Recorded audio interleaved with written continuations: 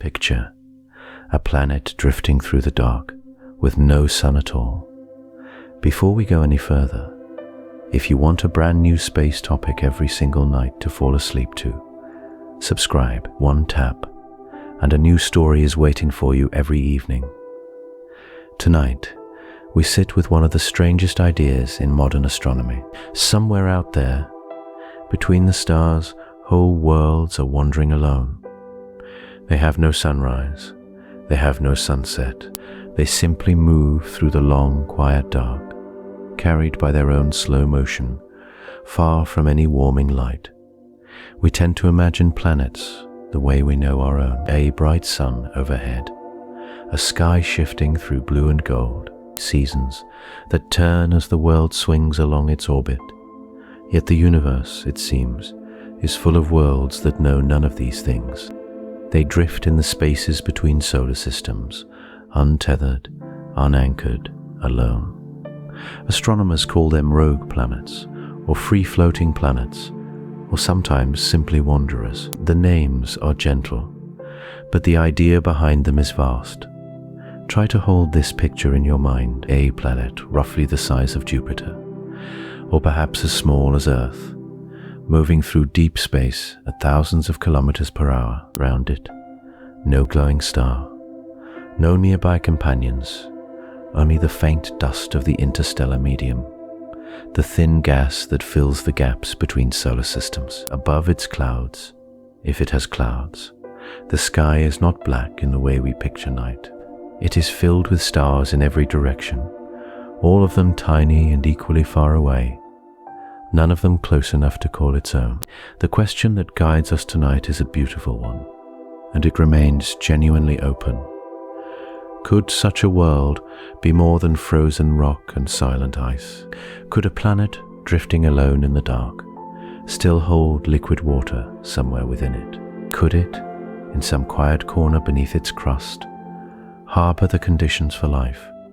Some researchers think it is possible. Others suspect these worlds are simply too cold, too still, too far from any source of energy.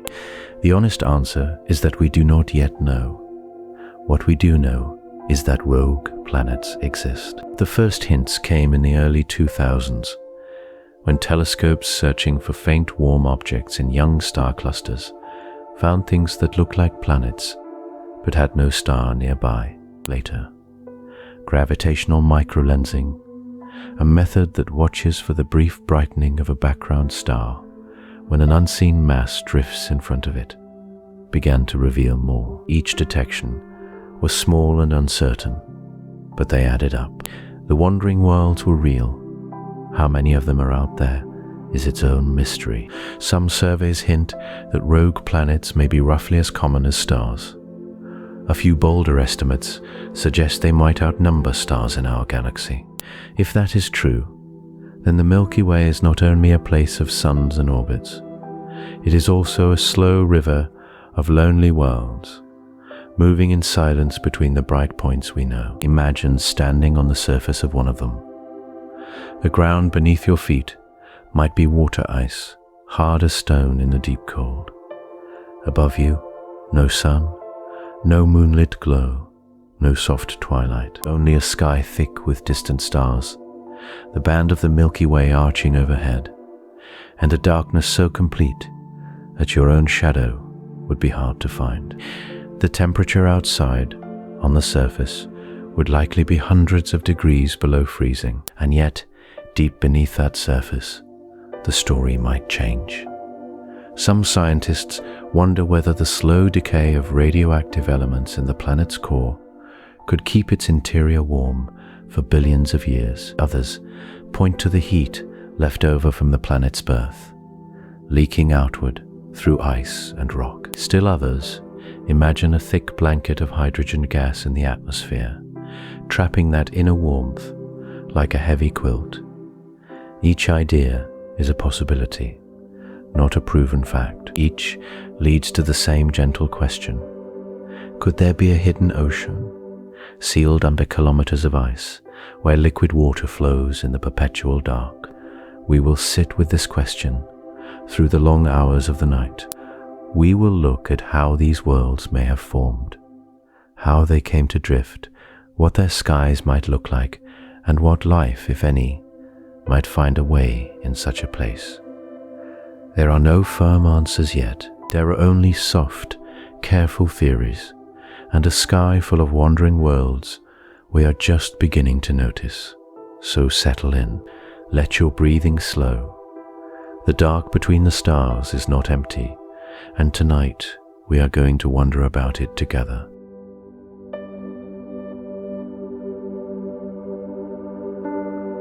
Before we wander further, it helps to sit for a while with the simple shape of the thing itself.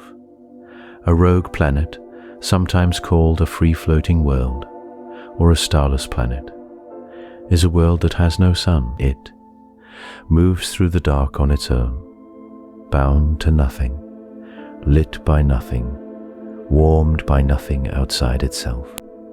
The simplest way to picture one is to take a familiar planet like Jupiter or Neptune or even Earth and lift it gently out of its orbit and set it loose in the long quiet between the stars. Once you do that, almost everything about the world changes, except the world itself.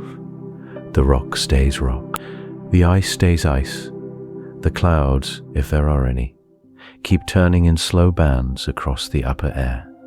The planet still spins on its axis. It still holds its shape under its own gravity. It is still, in every meaningful sense, a planet. It simply has nowhere to belong.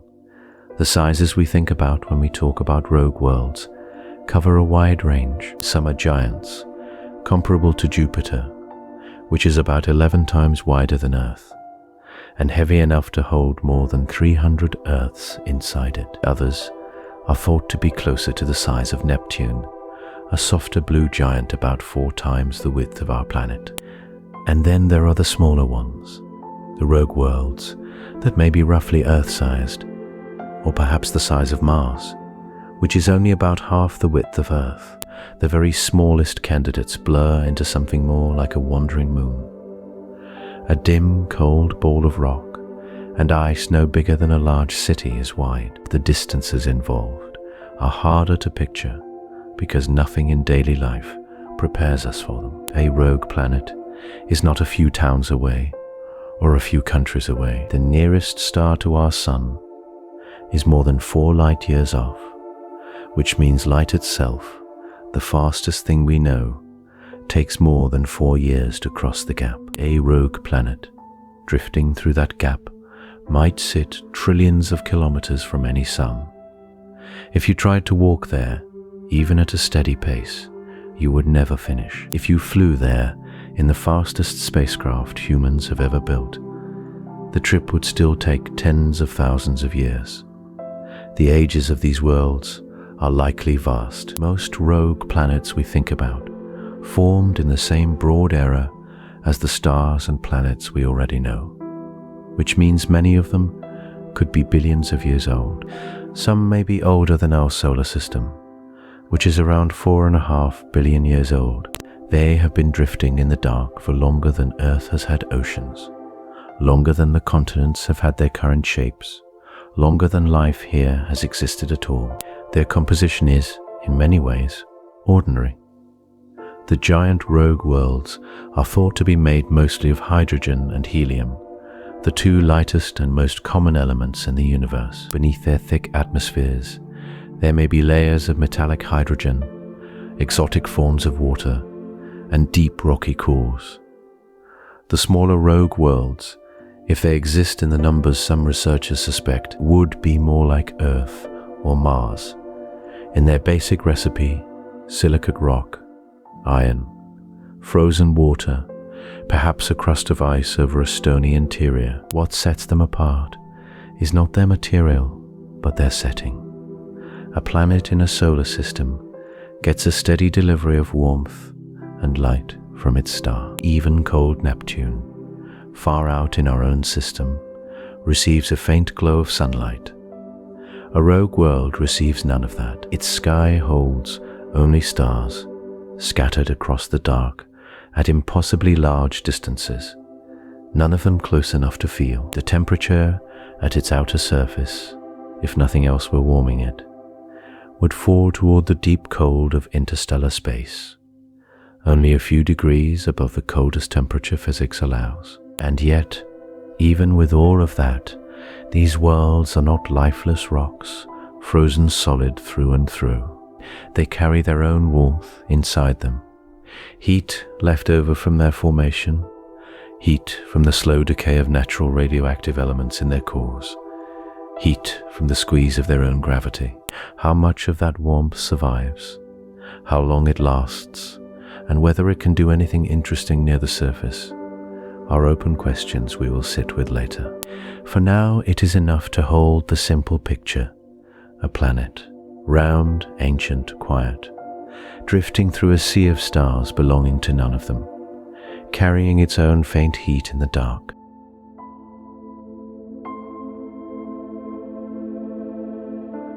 To understand how a world becomes a wanderer, we have to travel back to a time before it had a name, before it had a sky, before it had even cooled into a solid shape. Every planet begins inside a vast cloud of gas and dust, a slow swirl of leftover material drifting in the dark spaces between stars. These clouds are cold and patient. They can drift for millions of years before anything inside them stirs. Then, somewhere in the cloud, gravity finds a soft spot. A small region grows a little denser than its neighbors, and that tiny difference is enough to begin a long, quiet collapse. As the cloud falls in on itself, it begins to spin. The spin flattens the gas and dust into a wide, glowing disk, with a young star forming at the center, and tiny clumps of rock and ice gathering in the outer rings. These clumps are the seeds of planets. They bump into each other, stick together, and slowly grow. Some become small worlds the size of moons. Some become giants wrapped in thick hydrogen skies, and some, in the bustle and crowding of those early years, never get to settle into a calm orbit at all. This is where the story of a rogue planet most likely begins. The young system is far from peaceful. Dozens of growing worlds tug on each other with their gravity, swinging close, slipping past, sometimes nearly colliding. In these gravitational dances, a smaller world can be flung outward by the pull of a larger one, the way a stone is hurled from a sling. If the kick is strong enough, the planet leaves its star behind forever. It crosses the outer edge of its solar system and drifts away into the dark, carrying with it whatever heat and ice and stone it had gathered. This is one of the leading ideas for how rogue planets come to be, and the math behind it works well. Computer models of young solar systems often show planets being ejected, especially in systems with several gas giants jostling for room. Some researchers think our own early solar system may have lost a planet or two in just this way, though the evidence is indirect and the question remains open. There is, though, another possibility, and it is quite different in spirit. Some rogue worlds may never have belonged to a star at all. In a giant cloud of gas, small pockets can sometimes collapse on their own, the way a star would. But without enough mass to ignite, instead of becoming a sun, the pocket cools into a large, cold ball, more like a planet than a failed star. If this happens, the world is born alone. It has no parent system, no siblings, no orbit it was ever pulled away from. It simply condensed in the quiet, took shape in the quiet, and has been drifting in the quiet ever since. Which of these two paths is more common is still very much an open question. Astronomers suspect that ejected planets dominate among smaller, Earth-sized wanderers, while solo-born worlds may be more typical at the larger end, closer to the size of Jupiter. That the truth may be a blend of both, and the boundary between a very small failed star and a very large lonely planet is genuinely fuzzy. The line we draw is partly a matter of definition. There is a third, gentler path some researchers have considered. A young planet may not be flung out all at once. Instead, it may slowly migrate outward over millions of years, nudged by the gravitational pull of larger neighbors or by the fading disk of gas around its star. Eventually, it drifts so far out that its parent star can barely hold it, and a passing star or stray cloud is enough to break the bond. This kind of slow farewell would leave the planet relatively intact, with a calmer surface and a steadier inner heat than a violently ejected world. All three stories share something in common.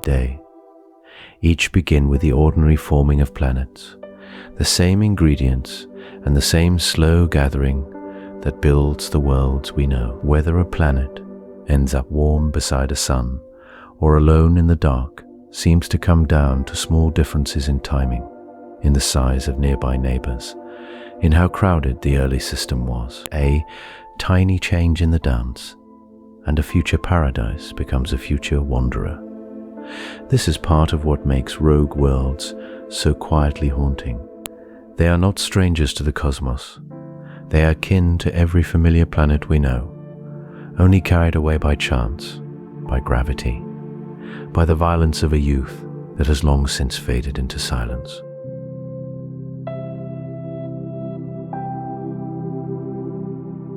To understand how a world ends up wandering alone, it helps to picture what such a world is actually made of. And to picture that, we have to go back, very far back, to the quiet violence of a young solar system taking shape. Imagine a vast cloud of gas and dust, light years across, slowly collapsing under its own gentle weight.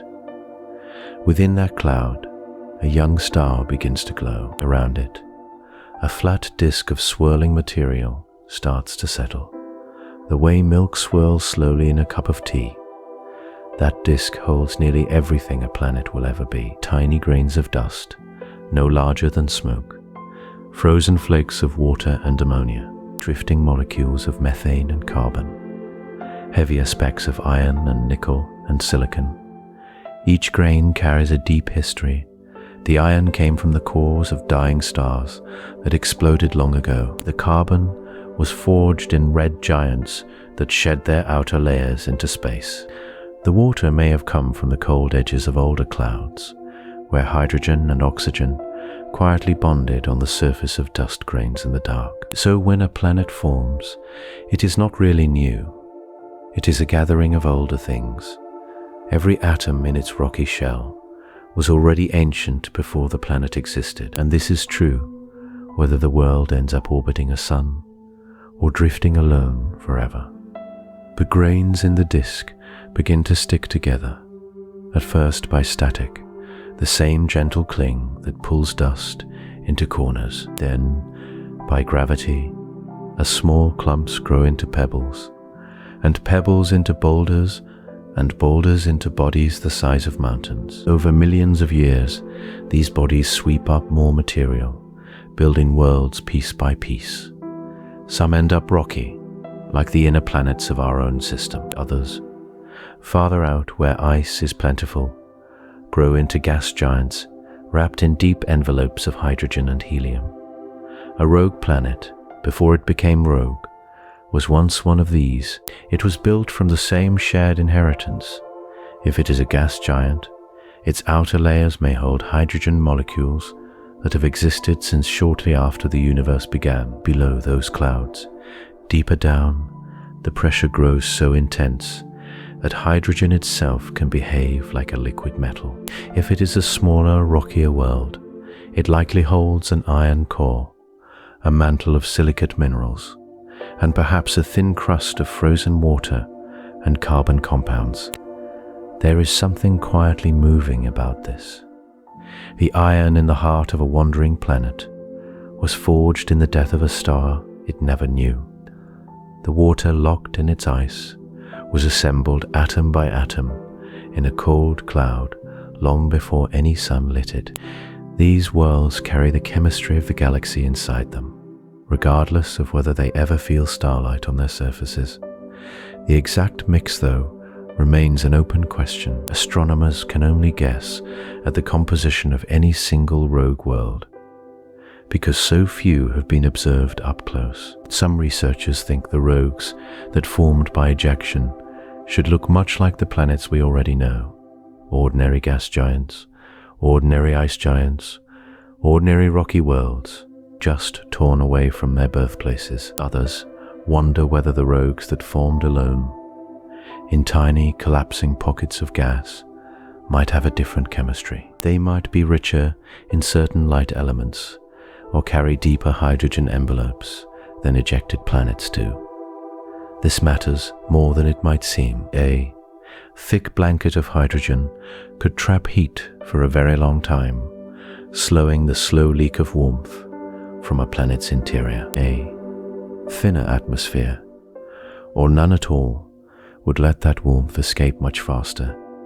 So the building blocks shape the destiny of the world. The chemistry decides whether the planet stays warm inside for billions of years or freezes solid in a fraction of that time. And then there are the rarer ingredients, traces of radioactive elements like uranium, thorium, and potassium, scattered through the rocky interior. These slowly decay, releasing small amounts of heat over enormous spans of time. The same gentle warming keeps Earth's core molten today on a rogue world. With no sun above, that hidden inner warmth becomes the only fire left. So, a wandering planet is, in a way, a small museum of the galaxy. Stardust pressed into stone, ancient ice folded into oceans, the faint heat of long-dead supernovae still ticking quietly in its rocks. Whether any of that warmth is enough to do something interesting, to keep water liquid, to keep chemistry moving, to keep the door to life even slightly open, is a question we will sit with as the night goes on.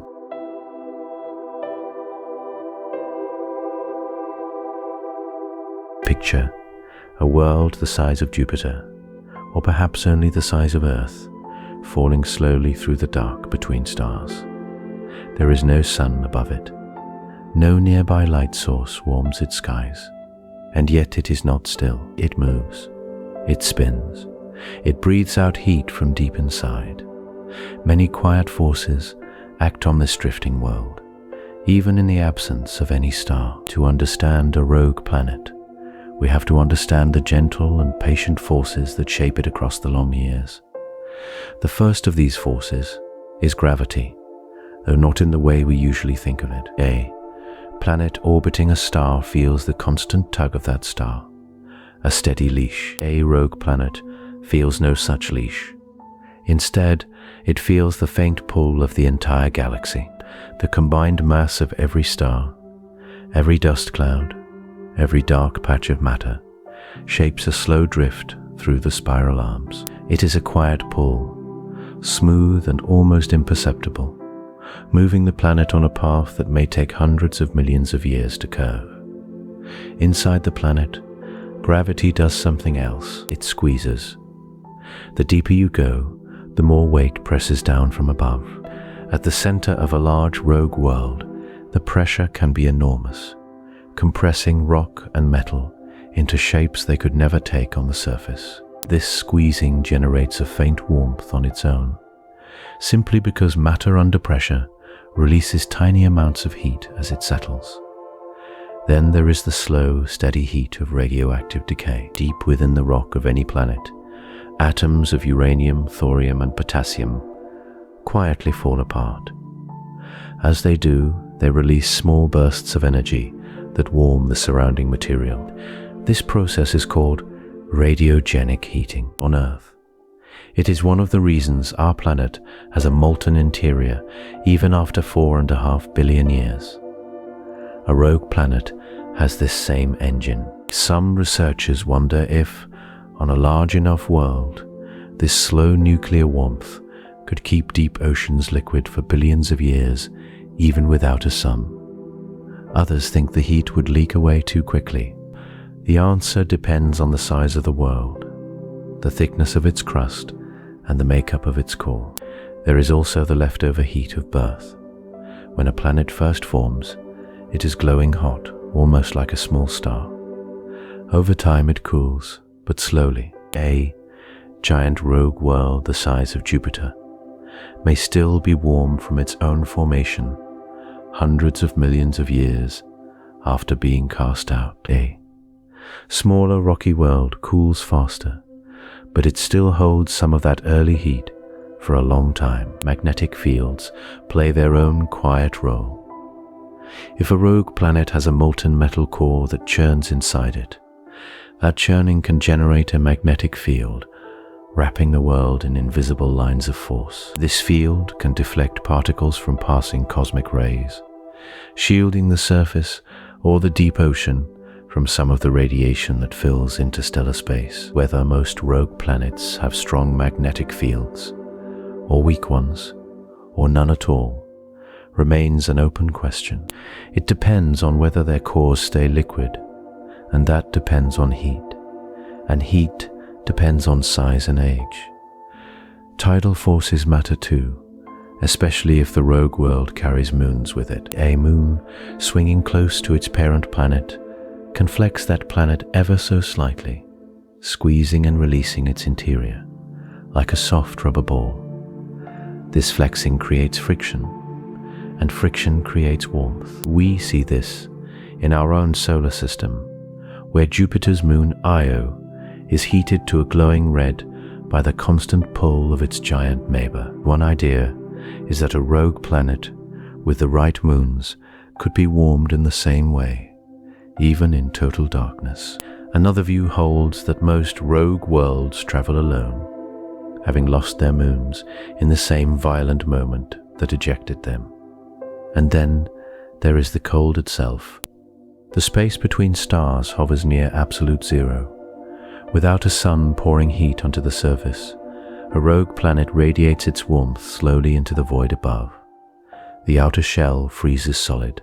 The atmosphere, if there is one, may collapse into snow or remain as a thick blanket of hydrogen, trapping warmth beneath like a quilt. Gravity squeezes. Radioactive atoms decay. Magnetic fields hum quietly. Tides flex the interior. Cold radiates outward into the dark. These are the slow, patient forces sculpting a world that no star will ever touch. How they balance and which of them dominates may decide whether such a world remains a frozen tomb or something far stranger.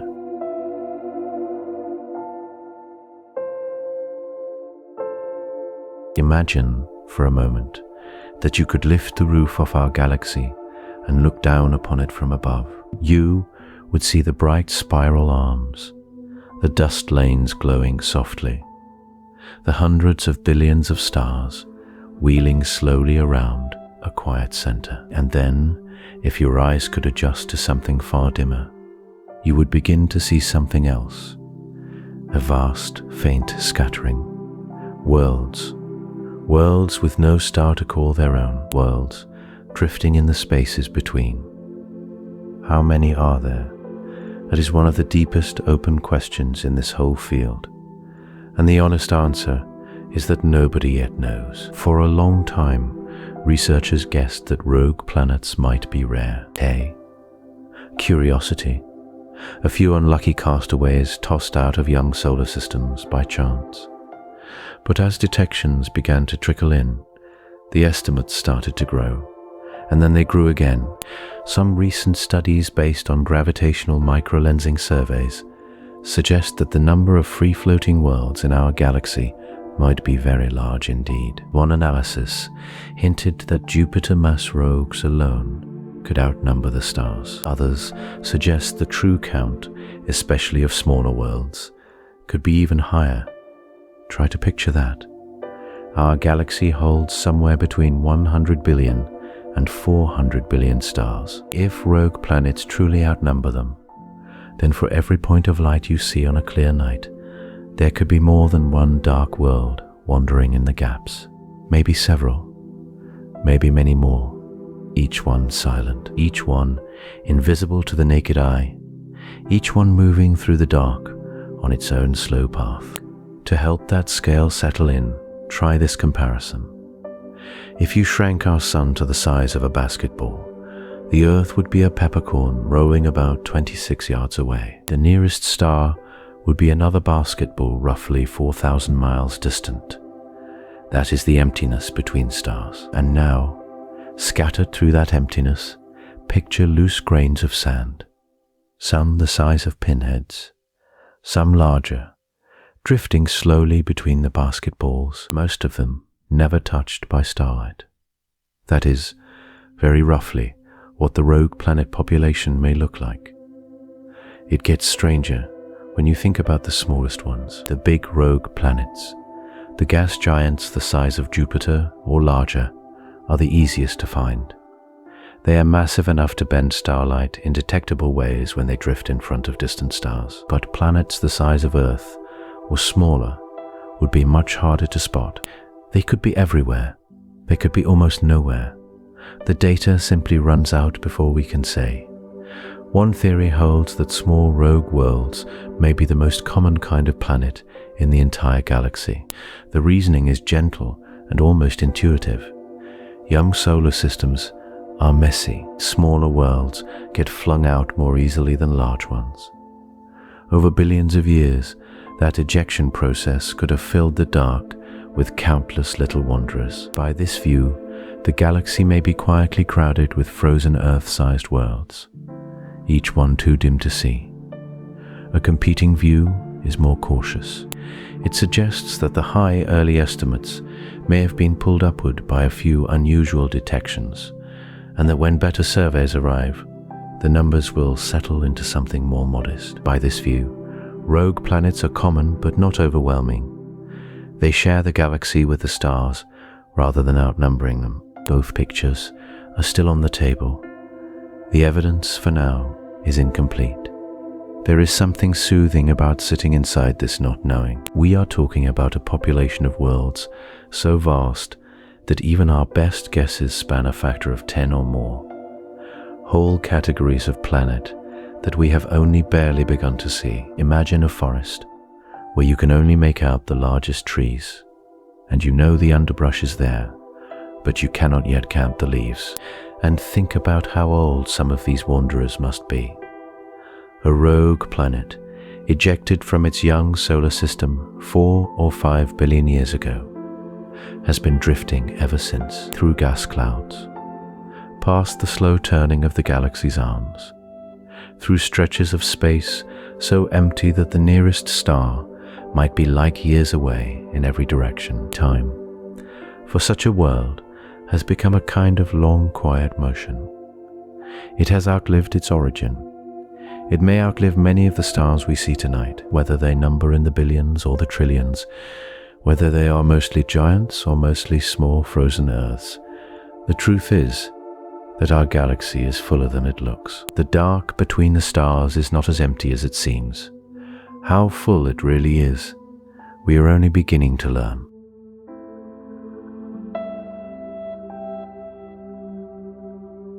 Finding a rogue planet is a problem unlike almost any other in astronomy. These worlds give off almost no light of their own. They have no star to illuminate them. They drift through the dark without flares or signals or any warm glow to mark their place. To see one, astronomers have had to invent a strange and beautiful method.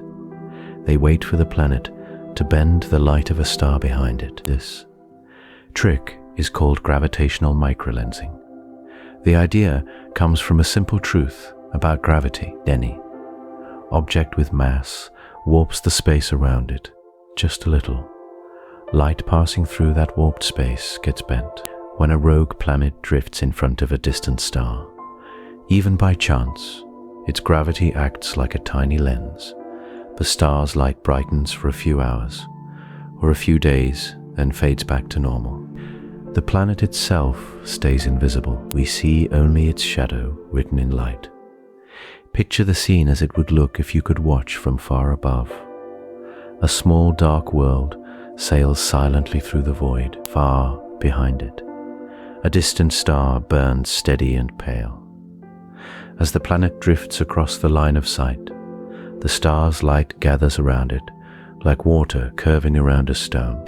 For a brief moment, the star seems to swell. Then, the planet moves on, and the brightness slips away. The whole event might last only an hour. The whole event might never repeat. To catch these moments, telescopes must watch millions of stars at once. They watch, night after night, year after year, waiting for the rare flicker that means a dark world has passed in front. Surveys in Poland, Japan, New Zealand, and Chile have spent decades on this patient work. The first strong hints of free-floating planets came from such surveys in the early 2010s. Astronomers found brightening events too brief to be caused by stars. The lenses, they realized, had to be far smaller. They had to be worlds. What those events suggested was strange. Some of the lensing objects seemed to be roughly the mass of Jupiter. Others seemed smaller, perhaps the size of Neptune, or even closer to Earth. But the data is hard to read. A short microlensing event could mean a small, free-floating world. It could also mean a larger planet that happens to orbit a very distant star, too far out for us to see the star's own influence on the light curve. The two cases look almost the same from here. This is where the mystery deepens. One team of researchers might announce that a particular brightening fits a Mars-sized rogue planet beautifully. Another team might re-examine the same data and argue that a faint-bound planet, very far from its parent star, fits just as well. Both interpretations sit inside the numbers. Neither can be ruled out. The shadows that bend Starlight are honest, but they speak in a quiet voice, and we are still learning the language.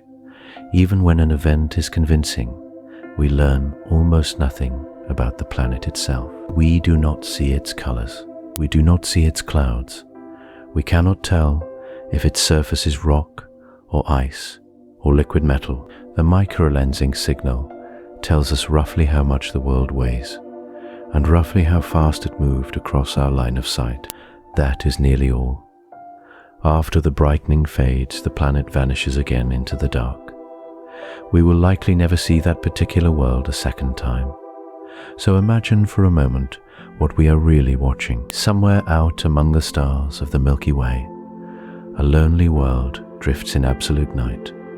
Its surface, if it has one, is hidden in a darkness we can barely picture. Perhaps it is sheeted in old ice, smooth and grey. Perhaps it is wrapped in slow hydrogen clouds, a soft blue shadow against the black. Perhaps its mountains have stood unweathered for billions of years, never lit by any sun. We do not know. We have only the brief sigh of a distant star, gently bent by its passing. The question of what these worlds actually look like remains wide open. Some researchers suspect most rogue planets are gas giants, born and then thrown out of young systems. Others suspect smaller, rockier worlds dominate the census. The truth probably involves both, in proportions we have not yet measured. Each microlensing event adds a single faint dot to a map we have hardly begun to draw. For now, the searching continues, quietly and patiently.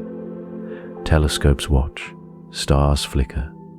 Somewhere, a dark world is sliding between us and a far sun's light, and we may never know its name.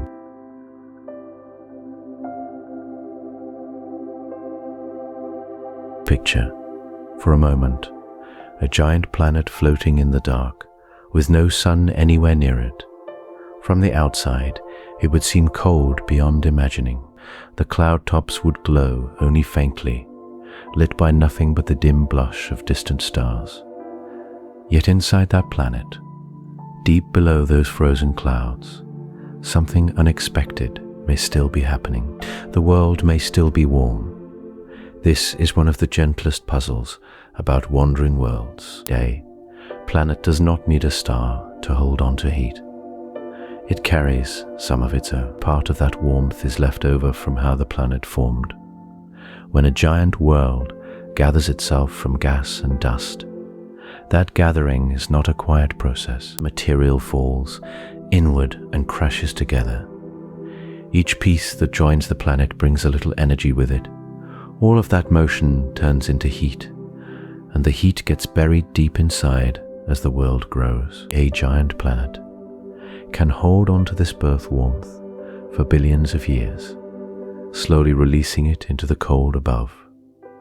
There is a second source of warmth, and it is even stranger. Inside any rocky body, tiny amounts of heavy elements break down over time. This is called radioactive decay, and it simply means certain atoms slowly fall apart and give off a small amount of heat as they do on Earth. This process keeps our deep interior molten. On a rogue planet, far from any star, the same quiet decay would still be happening. The planet would warm itself from within, just by being made of the same stuff as other worlds. Some researchers wonder if these two sources together might be enough to keep parts of a wandering giant surprisingly warm. The deep interior could stay hot for an extraordinarily long time. The question is, what happens to that heat as it rises towards the surface, and whether anything above can hold it in. Here is where a possible blanket enters the picture. A young giant planet often has a thick atmosphere of hydrogen, the lightest gas in the universe. Hydrogen is very good at trapping heat. One idea, suggested by a few researchers over the years, is that a deep hydrogen blanket could slow the escape of internal warmth so dramatically that the lower layers of the atmosphere stay mild for billions of years. In this picture, even a starless world might have a layer where the temperature is gentle, perhaps even warm enough for liquid water to exist somewhere within the planet or on a moon nearby. A competing view is more cautious. Hydrogen, being so light, tends to slip away into space over time, especially from smaller worlds. A giant planet has the gravity to hold onto its hydrogen for longer, but the question of how long is still open. If the blanket thins, the warmth escapes faster and the gentle layer cools. Some researchers think the window of mild temperatures might be short on cosmic timescales. Others think it could last far longer than the current age of the universe. The evidence is incomplete, and the answer likely depends on the size of the world, the thickness of its atmosphere, and the conditions in which it formed inside the planet itself.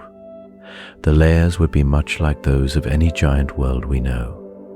A small rocky core, perhaps the size of a planet on its own, would sit at the center. Around it would press a deep mantle of strange materials, squeezed by pressure into forms we rarely encounter. Above, that would lie a vast ocean of liquid hydrogen and helium, and above that, the cloud decks we might one day glimpse from afar.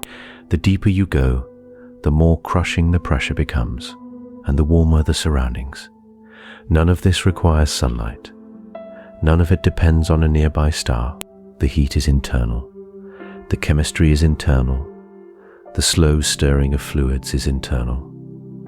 A wandering giant is, in many ways, a self-contained little world. It glows faintly in infrared light, a kind of warm glow our eyes cannot see, but certain telescopes can detect. This faint heat signature is part of how we have found a few of these worlds in the first place.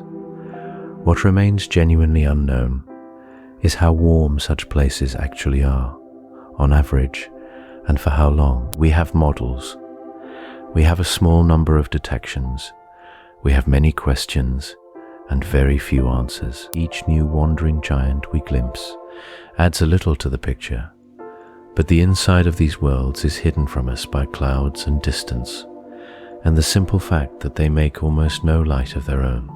For now, we can only imagine that faint, patient warmth, traveling through the dark.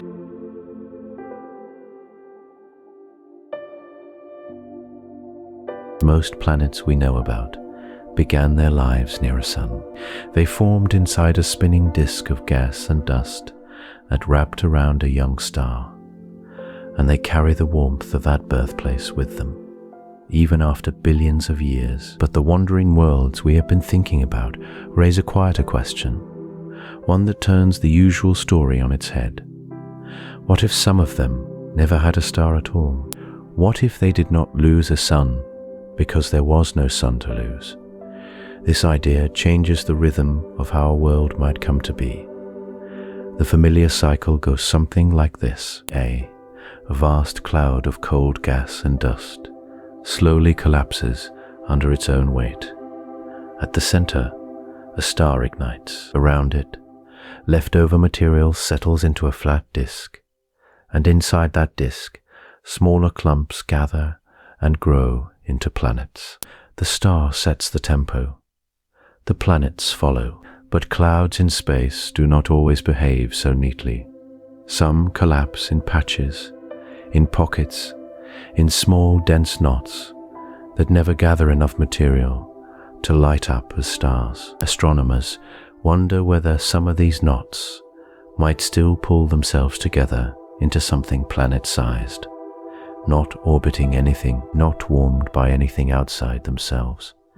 Just a quiet sphere of gas and rock, born alone in the dark. If this happens, it would mean there are two very different kinds of rogue worlds drifting between the stars. One kind began the usual way, around a young sun, and was then thrown out by the gravity of a larger neighbor. These planets carry memories, in a sense, of a place they once belonged to. The other kind never belonged anywhere. Their rhythm has always been the long, slow tumble through interstellar space, without any cycle of day or night, without any seasons of light and shadow. We do not yet know how often this second kind forms, or whether it forms at all. Some researchers think the smallest pieces of a collapsing cloud cannot hold themselves together below a certain mass. Below that limit, the gas would warm too quickly, spread too thin, and never gather into a stable sphere. By this view, true star-free births might only produce objects much larger than planets, closer to the size of failed stars, known as brown dwarfs.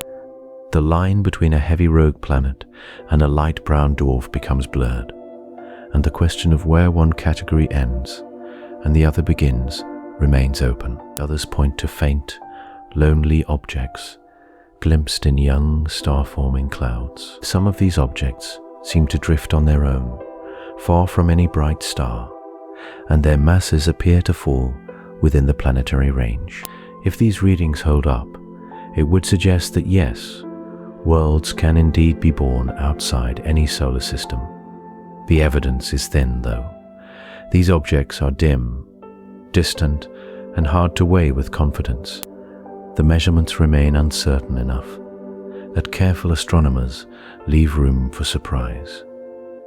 There is something soothing about imagining such a world, a planet that has never seen a sunrise, a surface or a deep cloud layer that has never been touched by the light of a parent star. Its only cycles would be the slow internal rhythms of its own body, the gentle pulse of heat rising from radioactive decay deep inside, the quiet churn of fluids beneath a frozen shell, if such fluids exist there, the almost imperceptible tug of distant gravity as it passes one far star and then another over millions of years. Time would still move on such a world, but the markers of time would be different. No bright morning, no long evening, no swing from summer to winter. Instead, perhaps, the slow cooling of its core across vast spans of years, the gradual thickening of an icy crust, the occasional flare of geologic activity as heat finds a path to the surface. These would be the only cycles, and they would unfold over scales of time that dwarf any human measure. Whether such star-free worlds truly exist remains one of the open puzzles in this field. Some astronomers suspect they may be quite common, hidden in the gaps between stars and missed by our surveys because they are simply too cold and too dark to notice. Others believe the more familiar story still holds, and that nearly every rogue planet began near a sun and was later cast out. The truth may turn out to be a mixture of both, with the balance only revealed once our telescopes can see more clearly into the cold spaces in between. For now, the question floats with the planets themselves. Some of these wanderers may have lost their suns. Others perhaps never knew one at all.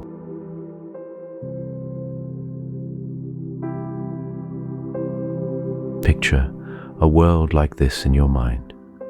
No sun hangs in its sky. No warm light touches its outer shell. The surface is locked in a cold so deep it has no real comparison on Earth. To imagine it, we borrow from the worlds we already know, the frozen moons and distant planets of our own solar system, the small icy bodies that drift in the long dark beyond Neptune. These nearby neighbors give us our best guesses about what a rogue planet might actually look like, if we could ever stand near one and shine a light across its face. Think of the outer moons of Jupiter and Saturn. Europa wears a shell of water ice cracked into long, pale lines. Enceladus glitters white, smooth in some places, ridged in others, with quiet plumes drifting from its south. Titan is wrapped in orange haze, with lakes of liquid methane pooling in its lowlands. Triton, the strange moon of Neptune, shows a surface the color of cantaloupe, dusted with frozen nitrogen. Each one is a study in what cold and chemistry can do together, far from the warmth of the sun. A rogue planet may resemble these worlds in some ways and differ in others. The surface temperature of a starless world, exposed to the open sky, would likely sit only a few degrees above absolute zero. At that cold, the air itself would freeze. Nitrogen, oxygen, methane, even neon, gases we think of as light and free, would settle onto the ground as pale frost. Some researchers picture a rogue world coated in layers of these frozen gases, stacked like sediment, recording the slow history of the planet's drift. Others wonder if the surface would be smoother than we expect. Without a star nearby, there is no solar wind sandblasting the ground, no sudden warming and cooling cycles to crack the crust each day. A rogue planet may sit in a kind of preserved stillness, its outer shell shaped only by ancient impacts from long ago, and by the slow creep of its own internal heat working upward from below. The features of its surface could be very old, untouched for billions of years, frozen in place like a photograph the universe forgot to develop. A competing view holds that a rogue world might be more active than it looks. If the planet keeps a thick atmosphere, perhaps of hydrogen, the surface beneath could stay warmer than the open void above. Hidden weather might still happen down there. Slow snows of strange chemistry, drifts of frozen ammonia, perhaps even a kind of haze blanketing low valleys. We do not know which picture is closer to the truth. We have never seen the surface of any rogue planet directly. Every image in our minds is built from analogy. The neighbors that drift with such worlds are equally uncertain. In our own solar system, the small icy bodies of the Kuiper Belt and the Oort cloud are loosely bound to the sun, but only barely.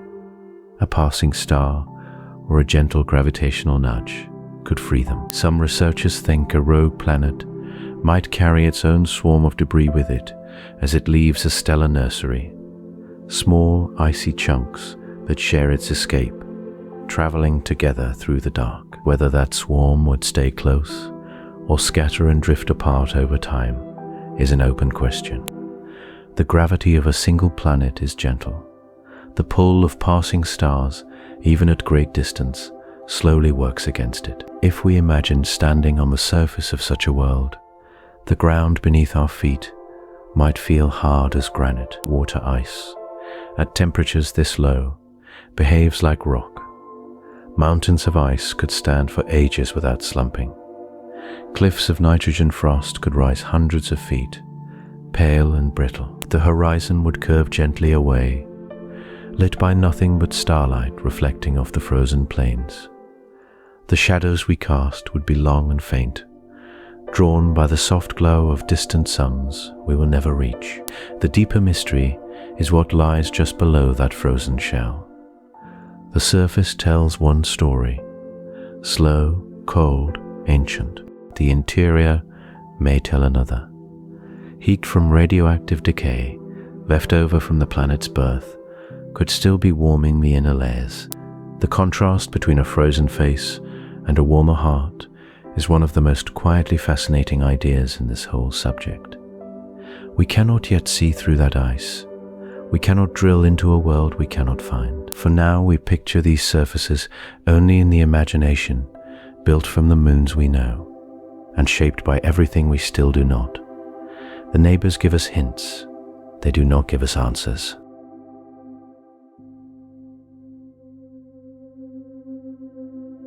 Picture, for a moment, a world drifting alone through the dark. No star warms its surface.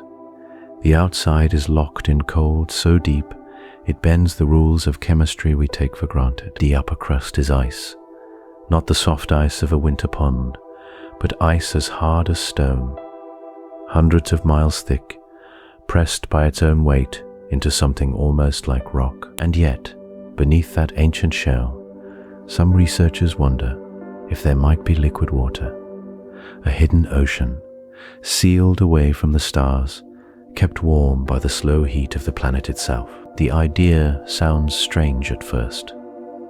A world with no sun, holding an ocean, but the same idea is already taking shape much closer to home.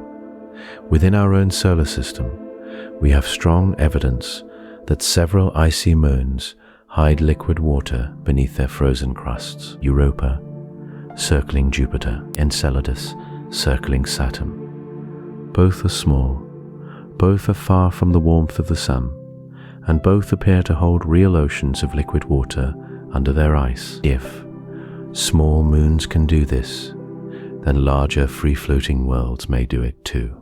That is the thread some scientists have been pulling on for years. The heat would not come from above. It would come from within, deep inside a rocky planet. Heavy elements like uranium, thorium, and a form of potassium slowly break down. As they break down, they release energy in tiny amounts. Multiply that by the trillions upon trillions of atoms inside a whole world, and the energy adds up. This is called radiogenic heat. It is what keeps the inside of Earth molten today, billions of years after our planet formed. A rogue world made of similar stuff would carry the same furnace inside it. The question is, how much of that heat could be kept from leaking away into the cold of space? Here, the ice itself may play a quiet role. A thick shell of ice acts like a blanket. Ice is a poor conductor of heat, so the warmth from below escapes very slowly. Some models suggest that, given enough rock, enough radioactive elements, and enough ice on top, a rogue planet could keep a deep ocean liquid for billions of years. Other researchers are not so sure. They point out that without the gravitational pull of a nearby giant, there is no tidal flexing to add extra heat. On Europa, much of the warmth comes from Jupiter squeezing and stretching the moon as it orbits. A lone wanderer has no such partner. The numbers get harder when that source of heat is removed. The extremes here are staggering to sit with. The surface of such a world might sit at temperatures near -400 degrees Fahrenheit. Almost nothing moves there. The air, if any remains, would freeze into snow and settle. And yet, only a few dozen miles down, the temperature could climb above freezing. The deeper you go, the warmer it grows. Somewhere in that long descent, The ice softens, then melts, then opens into water. That water might be salty, it might be under crushing pressure, far greater than the deepest trench on Earth. It might be still and dark in a way no ocean on our own planet has ever been. Some thinkers have gone further. They wonder whether such an ocean could be the deepest body of liquid water in the galaxy. On Earth, our oceans are limited by the strength of the rock beneath them. On a rogue world, with no tides and no sunlight to drive evaporation, the ocean might wrap the entire planet in a single vast shell of water, hundreds of miles deep, pressed between the warm rock below and the frozen ceiling above. A globe-spanning sea in total darkness. Whether such oceans actually exist out there remains an open question. We have not yet found one. The technology to look directly inside a free-floating planet does not exist. There is also a competing view worth holding on to. Some researchers argue that a rogue planet, cut off from any star, would lose its heat faster than these hopeful models suggest. Without a thick hydrogen atmosphere to trap warmth, the ice shell might grow until it reached the rock, leaving no ocean at all. In that picture, the hidden seas freeze solid given enough time, and the wanderer becomes a frozen ball through and through. Both pictures may be true, for different worlds. Some rogues may hide oceans, others may not.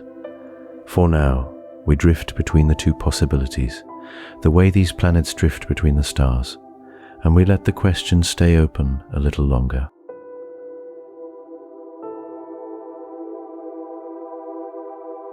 Picture a world with no sun, no bright disk in the sky, no warm noon, no soft sunset, no morning light easing across a horizon. And yet, deep inside that world, something might still be glowing. Not light exactly, heat, a slow, patient warmth that has nothing to do with stars. This is one of the quiet wonders of rogue planets. The warmth they carry inside them is their own. It does not arrive on a beam from far away. It is built into the rock and metal that made them, and it leaks out across billions of years with a slowness that is almost tender. Some of that warmth is left over from the planet's birth. When a young world pulls itself together from dust and gas, the act of forming releases heat. Tiny grains slam together. Larger chunks crash and merge. Each collision adds a little energy. By the time the planet has finished assembling, its core is hot from all that ancient violence. Even in deep space, far from any star, that primordial heat can linger for an extraordinarily long time. Rock is a poor conductor. It holds its warmth the way a stone wall holds the heat of a long summer day. There is also another source, quieter and steadier winds. Any rocky world, tiny amounts of certain elements slowly fall apart. Uranium, thorium, a heavy form of potassium. As their atoms break down, they release small pulses of energy. One atom is nothing, but across a planet's mass, trillions upon trillions of these tiny decays add up into a soft, constant warmth. From within, Earth still glows this way at its core. So might a wandering world in the dark. The question scientists wonder about is how much this hidden warmth could actually do. Could it keep a layer of liquid water somewhere beneath the ice? Could it stir slow currents in a buried ocean? Or is the cold of interstellar space simply too vast, draining the warmth away faster than the planet can replace it? One idea is that a thick atmosphere of hydrogen, left over from the planet's formation, could act like a heavy blanket. Hydrogen is very good at trapping heat. Some researchers have wondered whether a rogue world wrapped in such an atmosphere might keep its surface above freezing for billions of years, all on its own. The numbers in those studies are not certainties. They are sketches, careful guesses, drawn on the back of what we know about gases and pressure and time. Still, the picture they offer is striking. A dark world, a heavy sky, and beneath it, perhaps, a faint and persistent thaw. A competing view is more cautious. Hydrogen escapes easily into space, especially from smaller worlds. The blanket might not hold. The heat might bleed away through cracks and slow leaks until the surface freezes solid and the warmth retreats to deeper layers. In this picture, any liquid water sits far below, locked under kilometers of ice, never touching the open sky. Both views could be partly right. Different rogue planets might tell different stories. A larger world might keep its hydrogen longer. A smaller one might shed it within a few 100 million years. The shape of the warmth and how close it comes to the surface may depend on details we cannot yet measure from afar. There are still smaller details that scientists find quietly beautiful. The way tidal heating could matter. For example, if a rogue planet drags a moon along with it. The gentle squeeze and stretch of gravity between them could keep both bodies warmer than they would be alone. The way the chemistry of a frozen crust might create slow reactions, drop by drop, in pockets of brine that never quite freeze. The way an ocean, lit only by the faint glow of warm rock, would have no day and no night, only the slow turning of its own internal weather. None of this has been observed. We have not yet held a rogue planet in the steady gaze of a telescope long enough to read its temperature in any precise way. We have only the physics and the patience to think through what the physics suggests. So, the strange possibility sits there, untouched. A world that makes its own warmth. A planet that keeps a small ember alive in the middle of the cold dark. Whether that ember is enough to matter, whether it could ever cradle the simplest beginnings of something living, is one of those questions that has not yet been answered. It may not be answered for a long time. For now, it is enough to imagine that warmth, to picture it glowing softly beneath an ancient starless sky, and to let your thoughts drift toward it as you rest.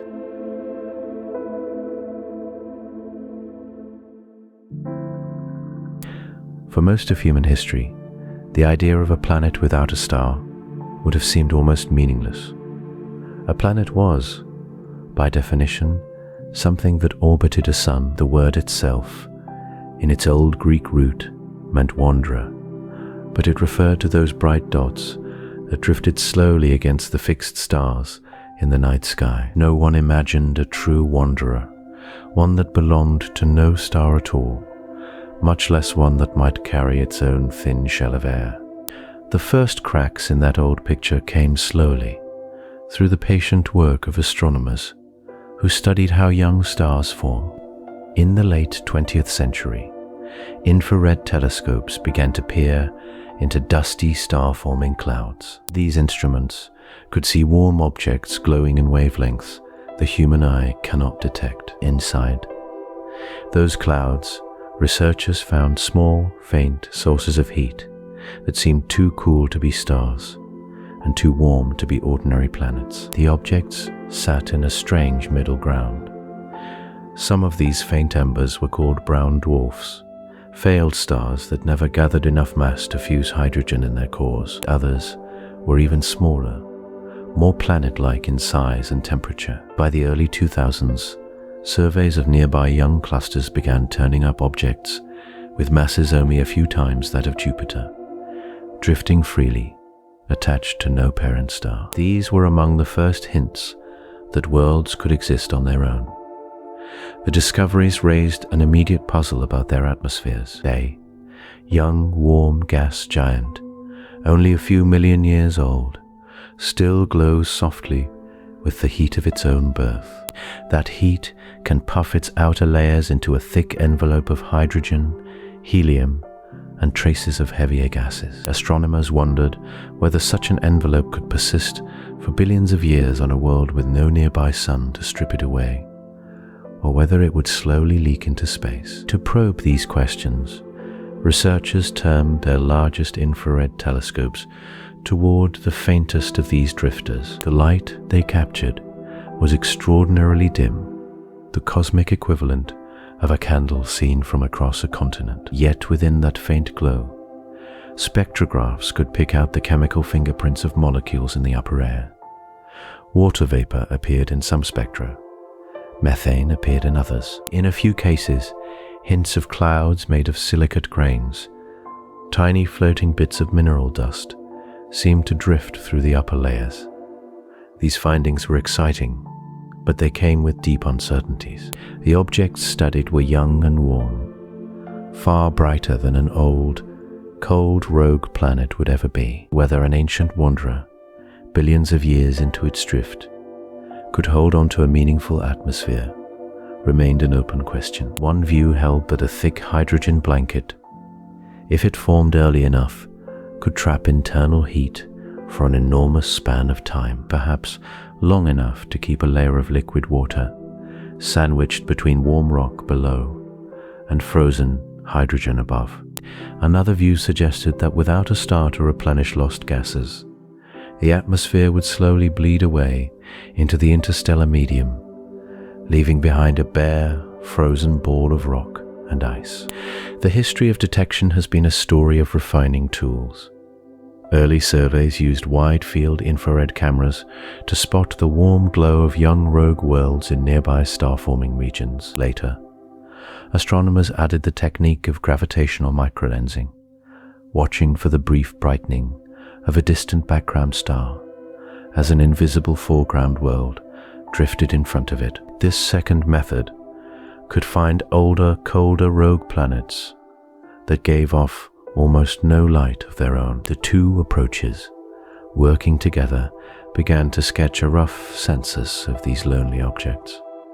Each new detection brought fresh mysteries about what surrounds them. Some young rogue worlds appeared to have weather, with patches of cloud rotating in and out of view as the planet turned. Brightness, variations in their infrared light suggested storm bands, perhaps not unlike the swirling stripes seen on larger gas giants in our own system. Whether these storms ever calm into something stable, or whether they fade as the planet cools over billions of years, no one yet knows. The truth about atmospheres on drifting worlds has not become fully clear.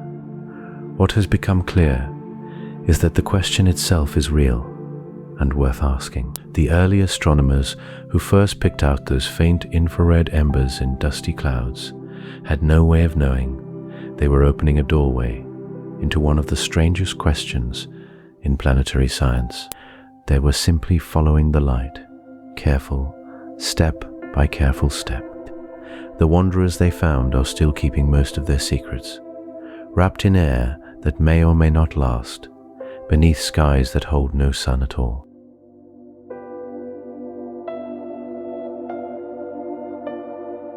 When a planet is cast out of its home system, we tend to picture it leaving alone, a single dark world, tumbling outward into the cold. But the real story may be stranger than that. A planet does not always travel by itself. In many cases, it could carry its moons along with it, bound by gravity, falling into the dark together like a tiny family of worlds. This idea seems wrong at first. If a passing star or a sibling planet kicks a giant world out of its system, you might think the moons would scatter in every direction. Gravity is a delicate thing, and a hard gravitational kick should rip a small moon away from its planet. Yet, the math tells a softer story. A moon held close to its parent in a tight and stable orbit is bound more tightly than the planet is bound to its distant star. The sun's pull on Jupiter is real, but Jupiter's pull on its inner moons is much stronger at close range. So when the planet is ejected, the inner moons often go with it. The outer moons may not be so lucky. A moon that loops far from its parent on a slow and wide orbit is only loosely held. Sudden gravitational shove can strip those distant moons away, leaving them to wander on their own as even smaller rogue worlds. The inner moons, tucked close, ride out the storm. They keep circling their parent as the whole system slips into interstellar space, unaware that the star they once knew is fading behind them. This means a rogue gas giant could be more than one world. It could be a small system of its own, a planet with 2 or 3 or even a half-dozen moons still in orbit. Each one a frozen companion in the dark. From a distance, the planet and its moons would look like a tiny solar system, but with no sun at the center, just a dim, warm giant and the pale shapes of icy moons sweeping around it in slow and patient circles. The strange part is what this could mean for warmth. A moon that orbits a gas giant can be squeezed and stretched by the planet's gravity. This squeezing is called tidal flexing, and it generates heat inside the moon. We see this in our own system, where some icy moons stay warm enough to hold liquid water beneath their surfaces, because their giant parent kneads them gently as they orbit. If a rogue gas giant carries such moons into interstellar space that tidal heating does not stop, the planet keeps flexing them. The moons keep warming themselves from within. They could, in theory, hold hidden oceans for billions of years, long after their star has vanished from view. This raises a quiet, open question. If life needs liquid water and a steady source of energy, a moon traveling with a rogue planet might offer both. The energy would not come from sunlight. It would come from the slow gravitational dance between the moon and its parent world. Some researchers wonder whether these traveling moons might actually be better candidates for hidden life than the rogue planets themselves. Others are not so sure. Tidal heating depends on orbital details that may not survive the violent ejection. A hard kick could circularize an orbit, shutting down the flexing. Or it could throw the moon onto a path that eventually crashes into the planet. The evidence is incomplete, and we have not yet seen one of these systems up close. There is another twist worth sitting with. We have not yet directly confirmed a moon around any rogue planet. Detecting a moon at such a vast distance, around a world that gives off only a faint glow of its own warmth, is at the edge of what our instruments can do. A few candidate signals have appeared in microlensing surveys, where the gravity of a distant object briefly bends the light of a star behind it. Some of these signals hint at a second, smaller mass near the primary, which could be a moon, but the data is sparse, and other explanations remain possible. The companion could be a small binary planet. It could be a measurement quirk. We simply do not know yet. So the picture remains beautifully unsettled. Somewhere out in the long dark, there may be moons that never noticed their star was gone. They keep their patient orbits. They keep their slow, soft warmth bay, drift with their parent giant through emptiness, carrying whatever secrets they hold beneath their frozen shells, waiting in a silence we have not yet learned how to hear.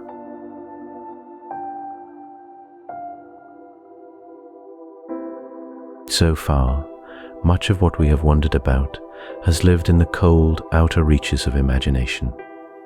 Gas giants the size of Jupiter, drifting alone, holding their warmth beneath thick blankets of hydrogen. But the question grows quieter and stranger when we shrink the world down.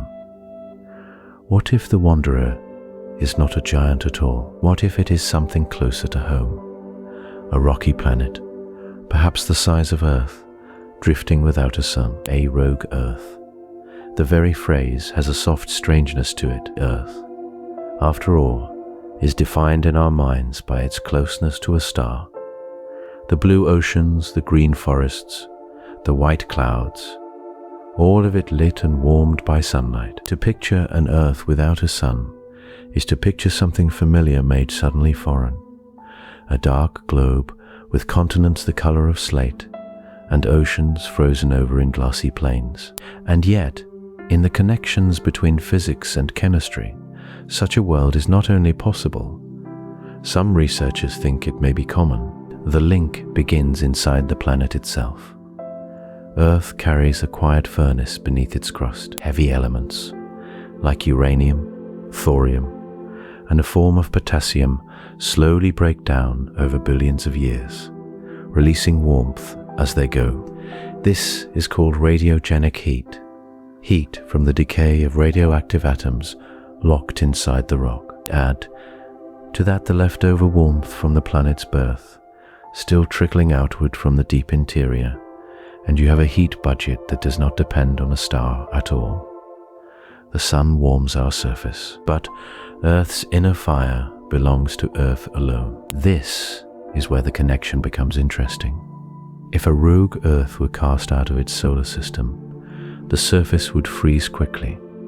The oceans would close over with ice. The atmosphere, if it had one, might snow down onto the ground in pale drifts of nitrogen and oxygen. But the inner furnace would keep burning. Volcanoes might still rumble. Tectonic plates might still shift. And beneath a thick shell of ice, liquid water could remain, warmed from below, sealed from above, hidden from the cold. The competing views begin here. One possibility is that a rogue Earth's internal heat would not be enough on its own, without a thick, blanketing atmosphere to slow the escape of warmth into space.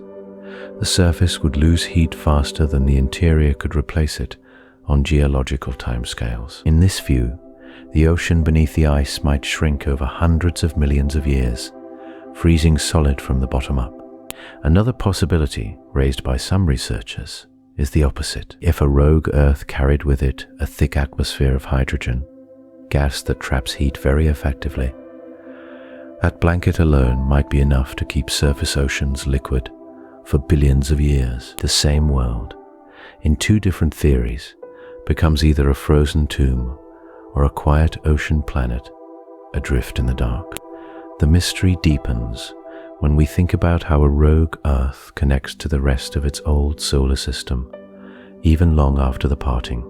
If it was flung out by gravitational encounters with a larger planet, it may have left behind clues, disturbed orbits, missing material, scars in the architecture of its birth family. In this way, the absence of a planet in some distant solar system might be evidence that one is now wandering between the stars. Some researchers wonder if many of the solar systems we observe today carry these silent signatures of lost siblings. There is another connection worth sitting with. A rogue Earth might not stay rogue forever, drifting through the galaxy. On the slow timescales of hundreds of millions of years, it could in principle pass close enough to another star to be captured. The odds are extremely small. Space is vast, and stars are sparse. But the galaxy is old, and given enough wanderers, given enough time, a few may find new homes. Whether any of the rocky worlds in known solar systems today were once rogues, adopted long after their birth, remains an open question. We have no clear way yet to tell a native planet from a foundling. For now, no confirmed rogue Earth has been found. The detections we have are mostly of larger bodies, easier to spot. Smaller worlds bend starlight more faintly, and they hide more easily in the dark. But the theories suggest they are out there, perhaps in great numbers. Some estimates, still uncertain, place the count in the billions across our galaxy alone. Many of them, possibly most of them, may be roughly the size of the world beneath your feet. It is a strange thought to carry into sleep. Somewhere, right now, an Earth-sized world may be drifting through the dark, its inner fire still burning, its oceans still liquid beneath the ice.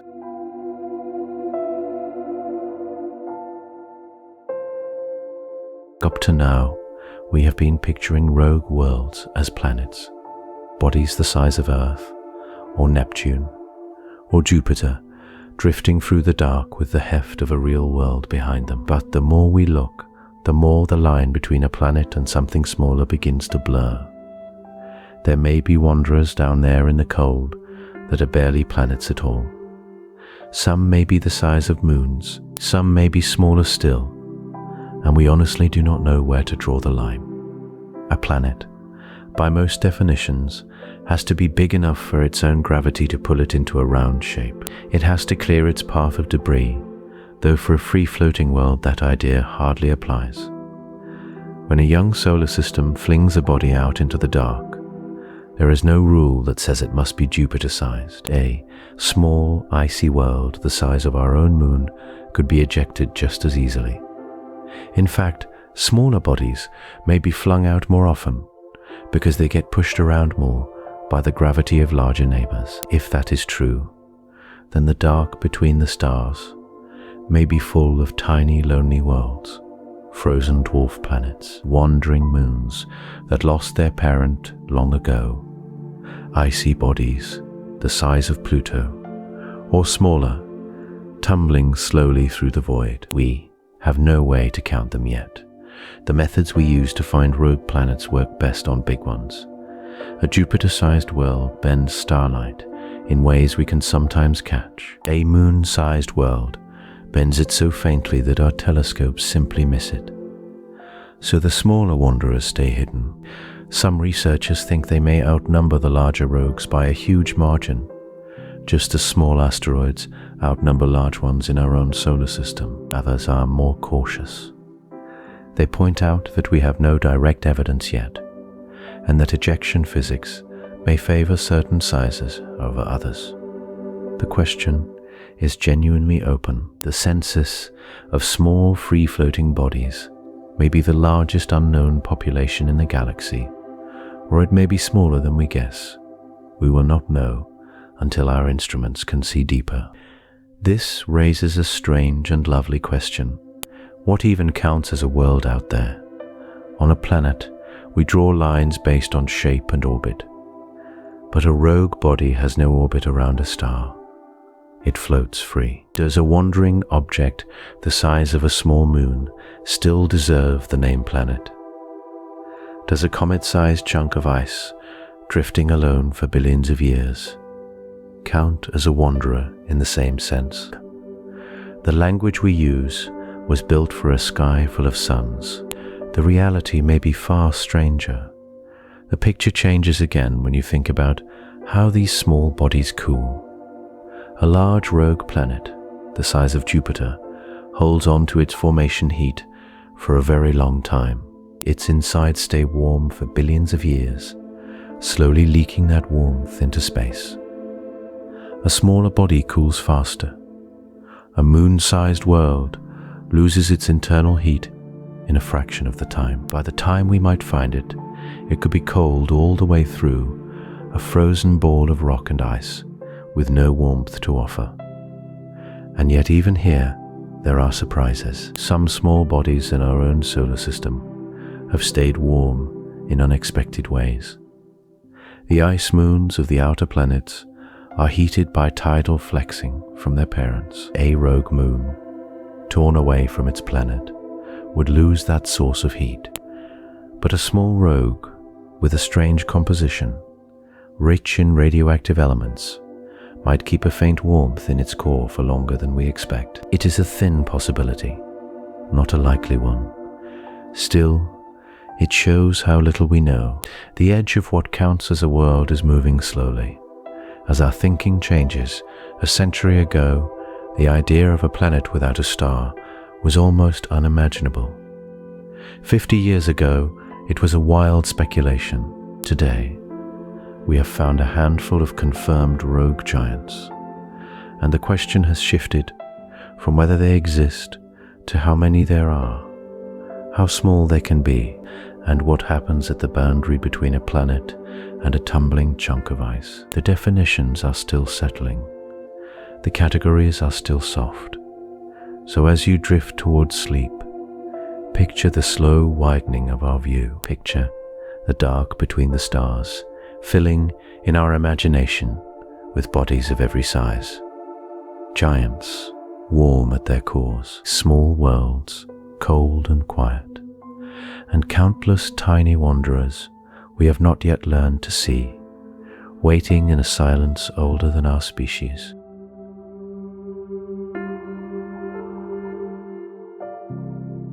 Picture a world without a sun, turning slowly in the dark. It has no day, it has no night. It only has the long, soft motion of its own spin, a tumble that may take hours or years to complete one full term. And on that turning surface, light behaves in ways we can barely imagine, because there is almost none of it to behave at all. The first thing to understand is how little light reaches a rogue world. Stars are scattered across the sky, but each one is impossibly far away. The total glow from every visible star falling on a rogue planet's surface is roughly the brightness of a single full moon on Earth, divided thousands of times over. It is starlight, so faint that a human eye, if you could stand there in some warm suit, would adjust for hours and still see only the softest grey. The colours of such a world would be strange. On Earth, we know snow as white, because sunlight contains every colour, and the snow bounces all of them back. But on a rogue world, the light that arrives is filtered through the colours of distant stars. Blue giants throw cold sapphire light across the void. Red dwarfs send a deep ember tone. The mix would give the ice a faint shifting tint, never bright, never warm, just the ghost of colour drifting across a frozen plain. Some researchers wonder what an aurora might look like in such a place. On planets with magnetic fields and atmospheres, charged particles from space can paint the upper sky in green and violet curtains. A rogue planet, drifting through the wind of interstellar particles, might still glow this way, though much more faintly. One possibility is that some lonely worlds wear soft auroral halos, almost constantly, lit by the steady trickle of cosmic rays. Another view holds that without a nearby star pumping particles into the system, these glows would be too dim to see at all. The truth depends on the magnetic strength of each world, and that is something we cannot yet measure from so far away. The surface itself might hold its own light. If a rogue world has internal heat, warmth from its slow radioactive core, or from the squeezing of tidal forces with a moon, then somewhere beneath the ice, that heat could rise. Cracks in the frozen crust might glow with the dull red of warm rock, hidden under layers of frost. From orbit, you might see only faint thermal patterns, soft patches of slightly less cold. To an infrared eye, the planet would shine like a dying coal buried in snow. The slow tumble matters here. A rogue planet has no star to fix its orientation, so it can rotate freely on whatever axis it kept from its formation. Some may spin quickly, finishing a turn in a few hours. Others may rotate so slowly that a single tumble takes a human lifetime. The light from distant stars would drift across the sky at different speeds on different worlds, sometimes wheeling, sometimes barely moving at all. A patient observer, standing on the surface, would see the same star hang almost motionless overhead for days, then slowly slide toward a horizon that never knows a dawn.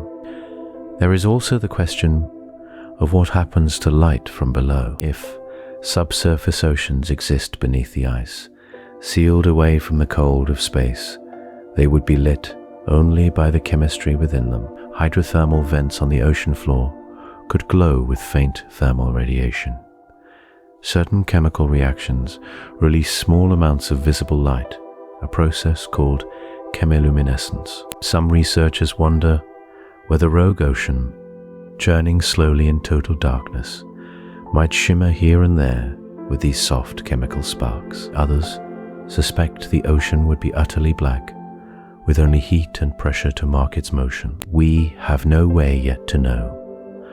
Above the ice, the sky belongs almost entirely to the stars, without a sun to drown them out. The Milky Way would arch overhead in a thick glowing band, brighter than any night sky on Earth. Nebulae would smear soft pink and green across the dark. Distant galaxies would appear as tiny smudges, easier to see than they have ever been from any inhabited world. The light is faint, but it is everywhere, and it is steady because the planet's slow tumble reveals the entire sky over time. So the light of a rogue world is a quiet light. It is the patient gathering of starlight from every direction. It is the deep red of buried warmth, the ghost of color on ancient ice, the soft suggestion of auroras in a sky that holds no sun. Whether anything wakes to see it remains an open question.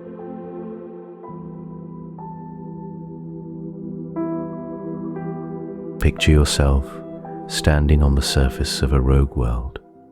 The ground beneath your feet is dark ice, pale and dim, stretching away in every direction. There is no sun above you. There has never been one. Or perhaps there was, long ago, and it slipped away across the gulf of stars. The sky over your head is something most of us have never truly seen. It would be black, not the soft, warm black of a moonless night on Earth, but a deeper black, undisturbed by any glow from a nearby star. And yet that blackness would be filled with light. Thousands of stars would shine down at once, sharp and unwinking, because no atmosphere thick with weather would smear them into twinkles. They would burn in silence, each one a distant sun, each one too far to warm your face. The whole sky would feel different from ours on Earth. We have a sun that dominates the day and a moon that rules the night. From a starless world, every direction would look much the same. There would be no east where light rises, no west where it sets.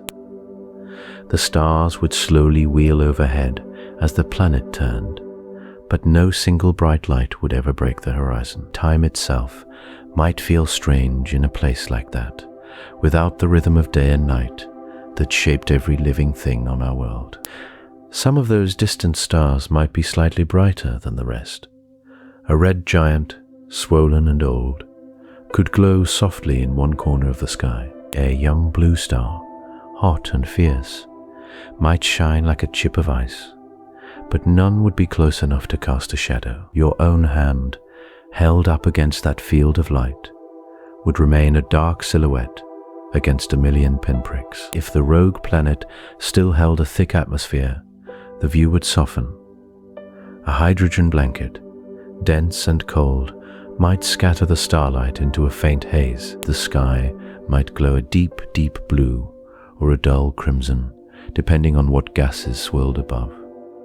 Auroras could shimmer near the magnetic poles, painted by particles trapped in the planet's own field. These would be quiet auroras, fed not by a solar wind, but by cosmic rays drifting in from the wider galaxy.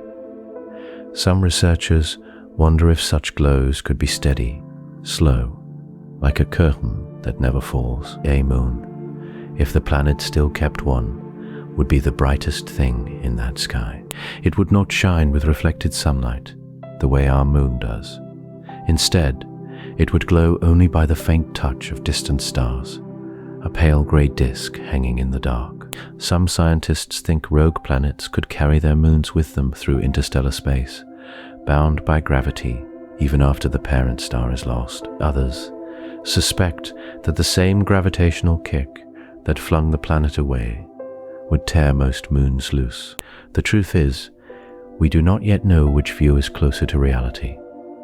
The Milky Way itself would arch across that sky like a river of pale fire. From deep inside our galaxy, the band of stars would still be visible, perhaps even brighter than we see it from Earth, where city lights and air pollution wash it out. A rogue world far from any sun would offer one of the clearest views of the galaxy imaginable. Whole star clusters would stand out as fuzzy patches.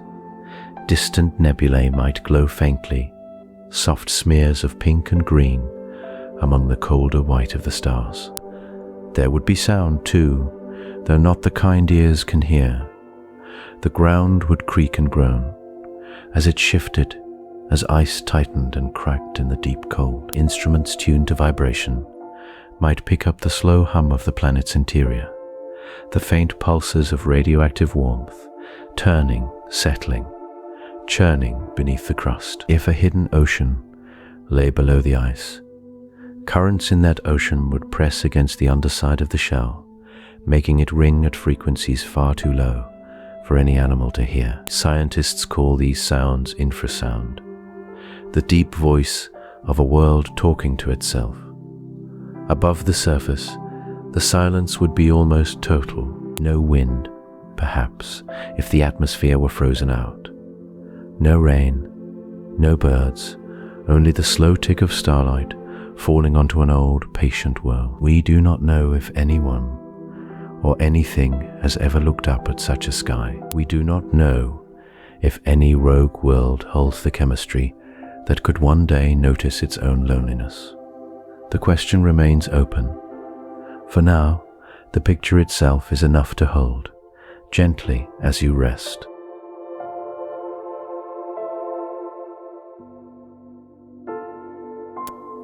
There is a quiet kind of mathematics that governs a drifting world. It is not the math of homework or harsh equations on a blackboard. It is the math of slow change, of heat leaving a body across enormous stretches of time, of numbers so patient they almost feel like music.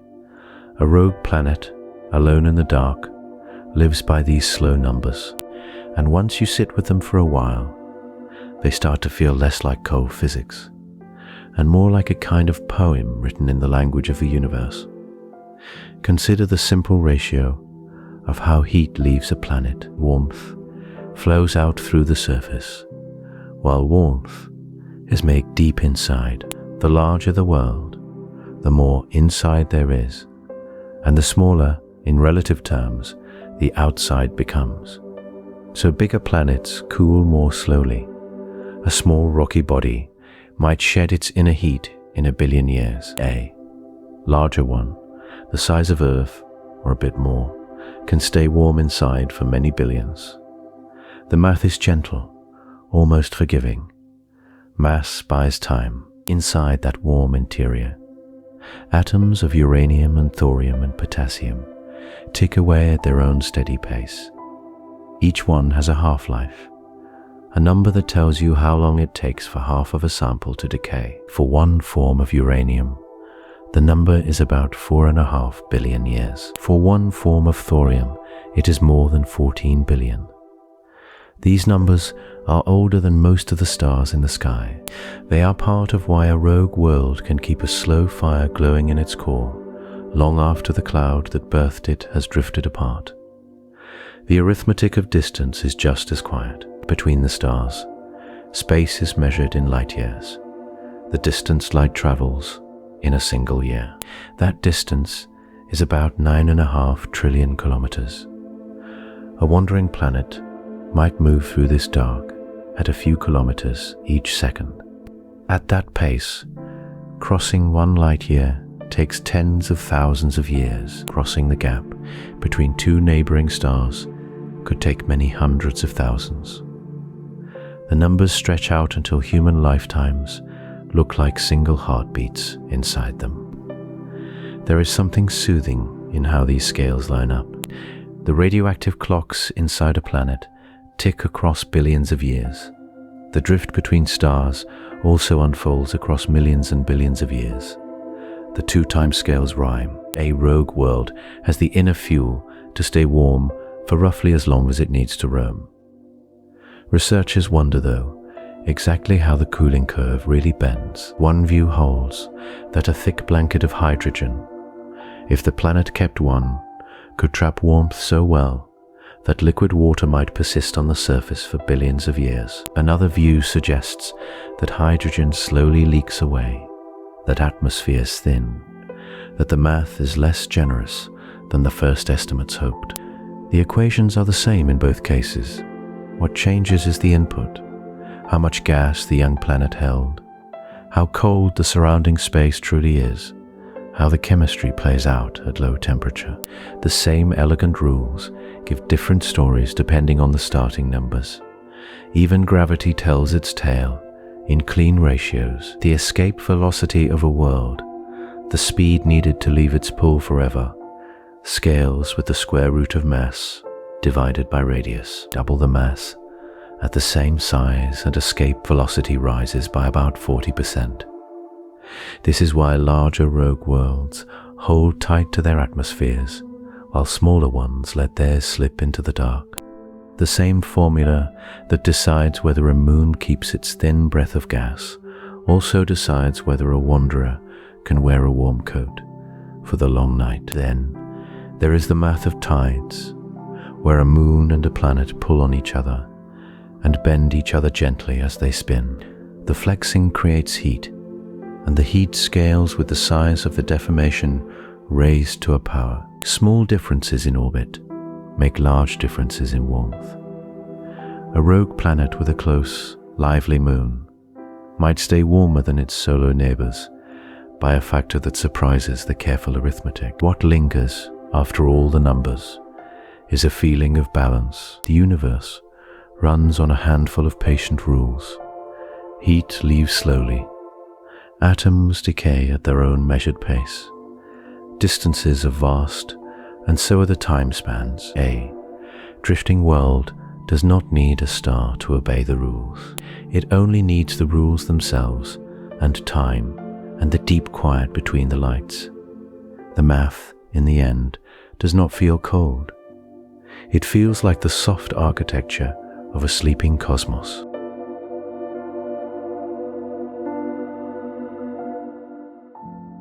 When we picture a world that could hold life, we usually picture our own. A warm sun overhead, air thin enough to see through, thick enough to breathe, liquid water in oceans and rivers, and rain. A magnetic field guarding the surface from harmful particles.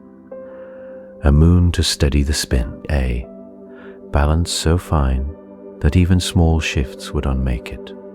Move Earth a little closer to the sun, and the oceans boil away into thick clouds. Move it a little farther, and they freeze into stone.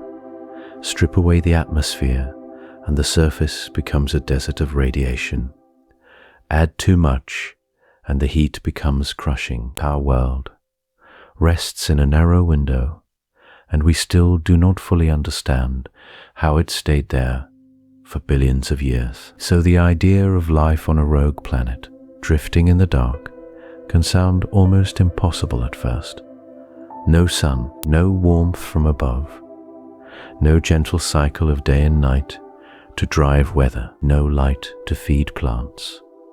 The surface of such a world would be locked in cold so deep that even the air itself could freeze and fall as snow. And yet the question will not quite go away, because life on Earth has surprised us before. In the deep ocean, far below where sunlight can reach, whole gardens grow around cracks in the seafloor. These cracks pour out hot, mineral-rich water from inside the planet. Tiny living things feed on the chemistry of that water. Larger creatures feed on them. None of it needs the sun, if life can do that here, in the dark trenches of our own world. Then a rogue planet might not be as empty as it seems. The heat would have to come from inside. Slow decay of radioactive elements in the rock, leftover warmth from the planet's birth, the squeeze and pull of a large moon if one travels with it.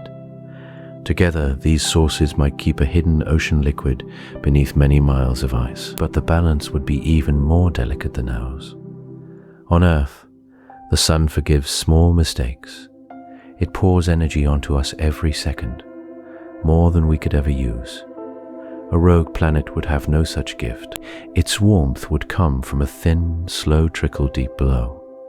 If that trickle weakened, the ocean would freeze from the bottom up. If the ice above grew too thick, no chemistry from the surface could feed the water below. If the ice grew too thin, the warmth would escape into space and be lost forever.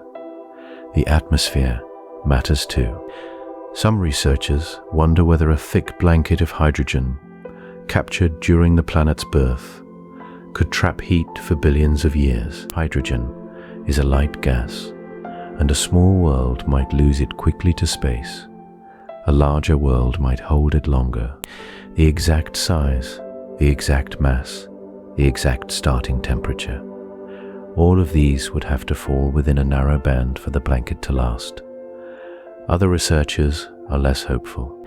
They point out that without sunlight, the chemistry of life has fewer paths to follow. Photosynthesis, the way plants on Earth turn light into food, would not work. Life would have to lean entirely on chemical reactions between rock and water. Those reactions are real, and they do feed living things here, but they are slower, and the energy they release is smaller.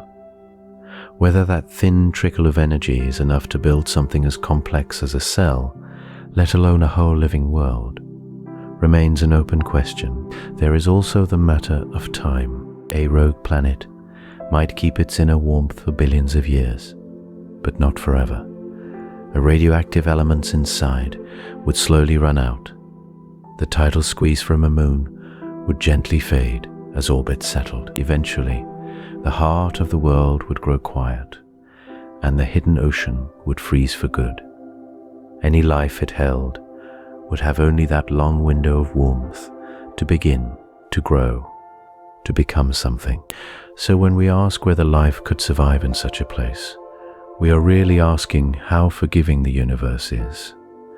Earth shows us one path, lit by a friendly star. A rogue planet would have to find a different path, with thinner margins and fewer second chances. Some scientists think the conditions could line up often enough that countless dark worlds carry quiet oceans, quiet chemistries, perhaps even quiet life. Others think the balance is simply too fine, and that the dark between the stars is, in the end, truly empty. We do not know yet which view is closer to the truth. The question sits there, patient, waiting for better eyes and slower thought.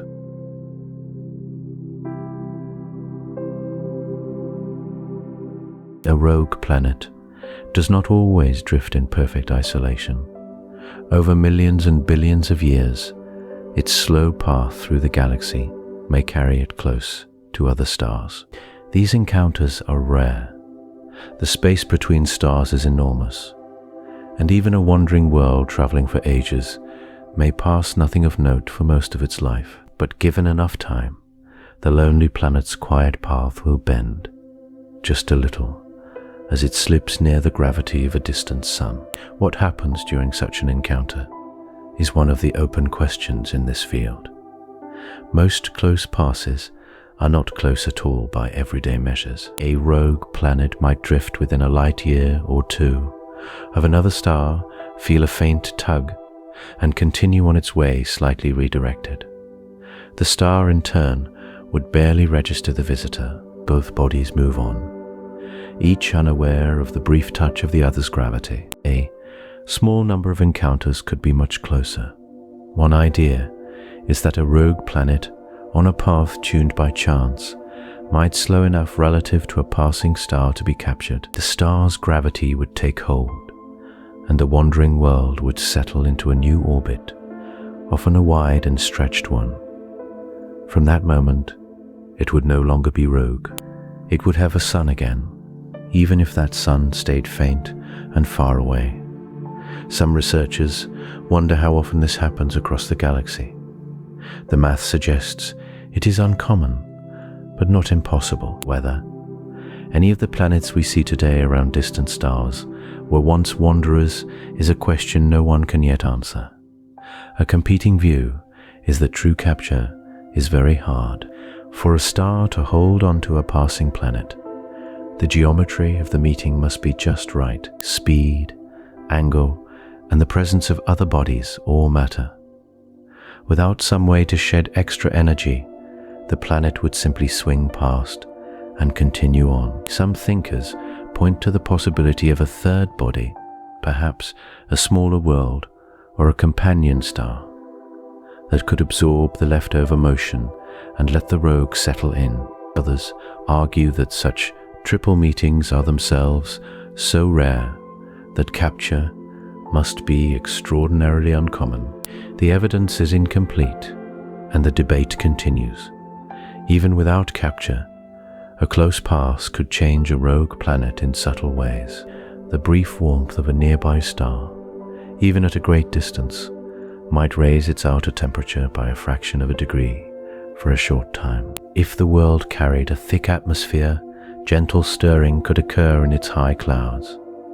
Tides might flex its frozen shell. None of these effects would last long. The star would slip behind, the planet would resume its quiet drift, and the brief season of light would fade back into the long dark. There is also the question of what such an encounter would look like from the surface, if any surface there could be observed. For most of a rogue planet's life, the sky is a still field of distant pinpricks. During a close pass, one star would slowly grow brighter over thousands of years. It would never become a sun in the ordinary sense. It would simply be a brighter dot, perhaps casting the faintest shadow on the ice. Then, just as slowly, it would dim again. The visit would be measured in ages, not days. Some researchers wonder whether these slow encounters could matter for any chemistry hidden inside the planet. A trace of extra warmth, repeated over many close passes through many ages, might shift the balance of liquid and frozen water in deep oceans. Others doubt the effect is strong enough to matter at all. The planet's own inner heat, born of radioactive decay and the memory of its formation, is almost certainly the larger force. A passing star, no matter how bright, is a whisper compared to that quiet inner glow. What no one knows yet is how often rogue planets meet stars at all. We do not have a clear count of the wanderers. We do not have a clear sense of their typical speeds or their typical paths. The galaxy is large and our sample is small. Each new detection, each careful measurement, adds a little to the picture. The shape of that picture, though, is still forming. For tonight, it is enough to imagine a world drifting in the long dark, occasionally feeling the soft pull of a star it will never reach. A faint warmth, a faint shift, and then the quiet returns. The encounter passes. The planet moves on, carrying whatever it has always carried into the deeper night ahead.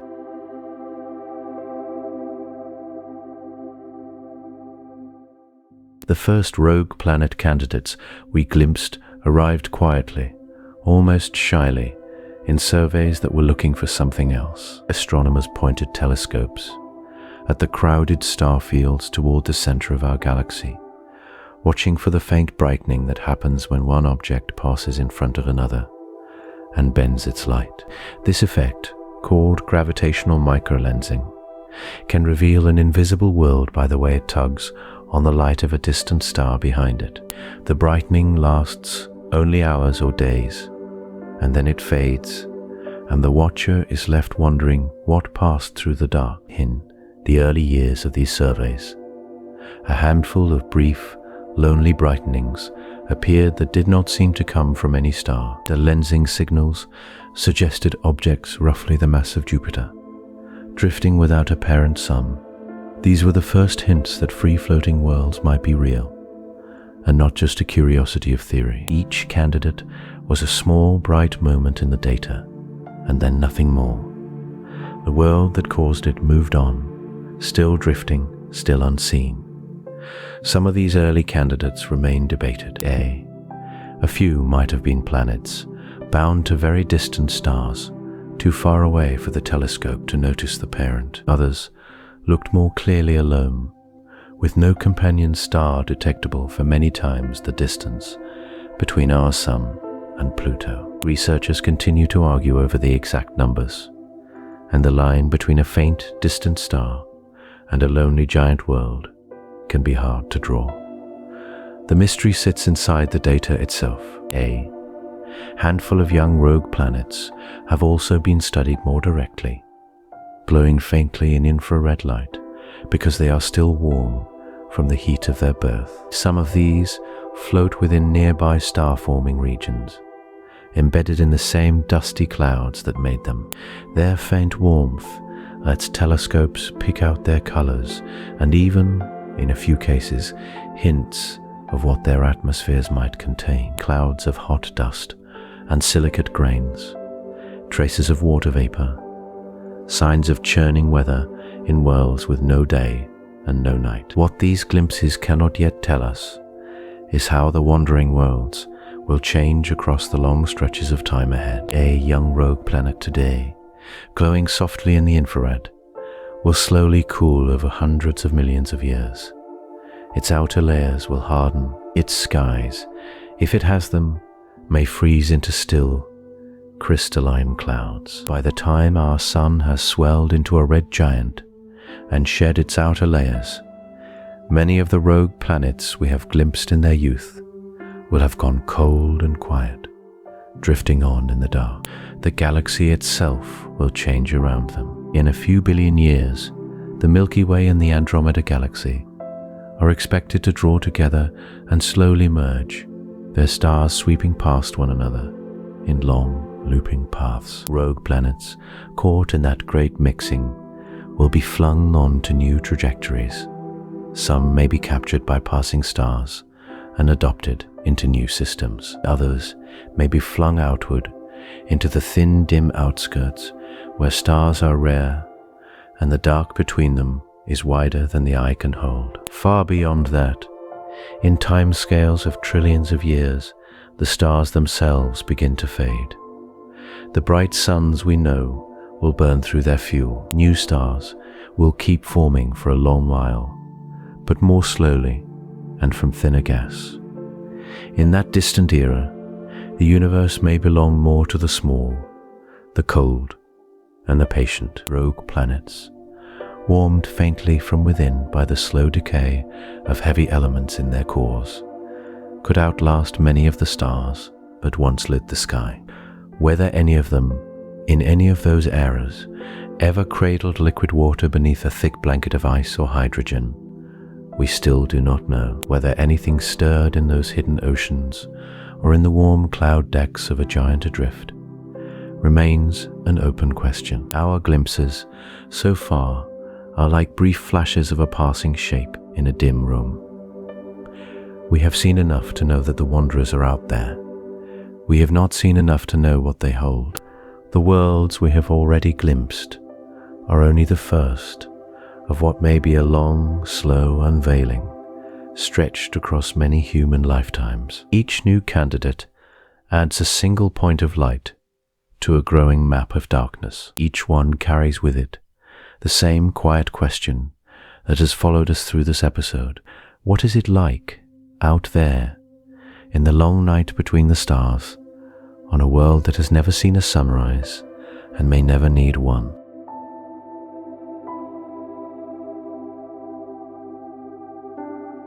For most of human history, the worlds beyond our own were invisible.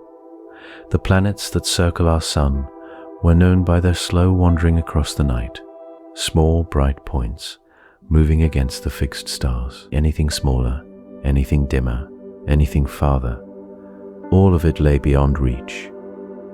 The idea that countless worlds might be drifting between the stars, dark and starless, would have sounded like a dream. We had no way to see them. We had no way to look. That has begun to change.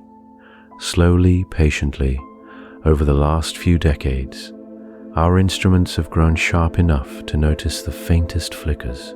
The first rogue planet candidates were found by accident, almost as side effects of other searches. A brief brightening of a distant star, a warm point of infrared light far from any sun.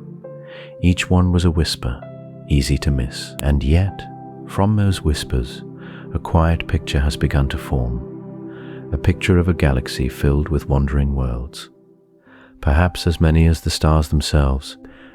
The next chapter belongs to a new generation of telescopes. Some are already in space, watching the sky in wavelengths our eyes cannot see. Infrared light, the slow heat glow of cool objects, passes through dust that would blind a visible light telescope. young rogue giant, still warm from its formation, can shine softly in the infrared, even with no sun to light it. Each new orbital observatory pushes that sensitivity a little further. Each one peels back another thin layer of the dark. Other future missions will lean on a different trick entirely. Gravitational microlensing, the brief brightening of a background star as a closer mass passes in front and bends its light, is one of the only ways to spot a planet that gives off no light of its own. The events are short. They are rare. They do not repeat. To catch them, you need to watch millions of stars at once, night after night, for years. Wide-field survey telescopes, designed for exactly this kind of patient staring, are now being prepared. Some will sit on mountaintops. One, a space telescope built for sweeping surveys of the bulge of our galaxy, may turn microlensing into a true census. For the first time, we may be able to count rogue worlds rather than simply stumble across them.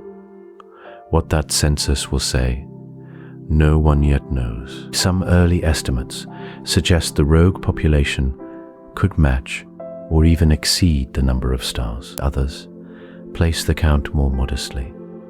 The true answer waits inside data that has not yet been gathered. And so the central question of this long, quiet episode, whether such a world could shelter liquid water, whether life could persist in the warmth of a planet's own heart, whether the dark between the stars is truly empty or quietly full, depends in part on instruments still being built, on observers not yet trained, on a patience the universe has always rewarded. Step back further. The atoms that will one day make those discoveries are the same atoms that drift through every rogue world. The carbon in your hands, the oxygen in your breath, the iron in your blood, the calcium in your bones. All of it was forged inside stars that lived and died long before our sun was born. When those stars exhausted themselves, they scattered their elements into the dark, and from that scattering came new clouds, new stars, new planets. Some of those planets stayed bound to their suns. Some were flung outward. Some formed alone in the cold. All of them, every one, carry the same ancient inheritance. In that sense, a rogue planet is not truly alone. It is made of stardust, just as the Earth is, just as you are. The same physics shapes its core. The same chemistry tints its frozen seas. If there is a slow ocean beneath some distant rogue shell, the water in it is made of the same hydrogen that fills our oceans, the same oxygen that fills our lungs. The universe uses a small set of ingredients and arranges them in endless quiet ways. Perhaps that is the deeper wonder of this whole long question. Not whether life exists in the dark between the stars, but the fact that the same patient chemistry could try on so many worlds, in so many places, under so many different skies, or under no sky at all. Whatever the telescopes find, they will find it because we, made of stars, looked up and chose to ask. And every wandering world they uncover will be another small reminder that the universe is far stranger and far more connected than the night seems to suggest.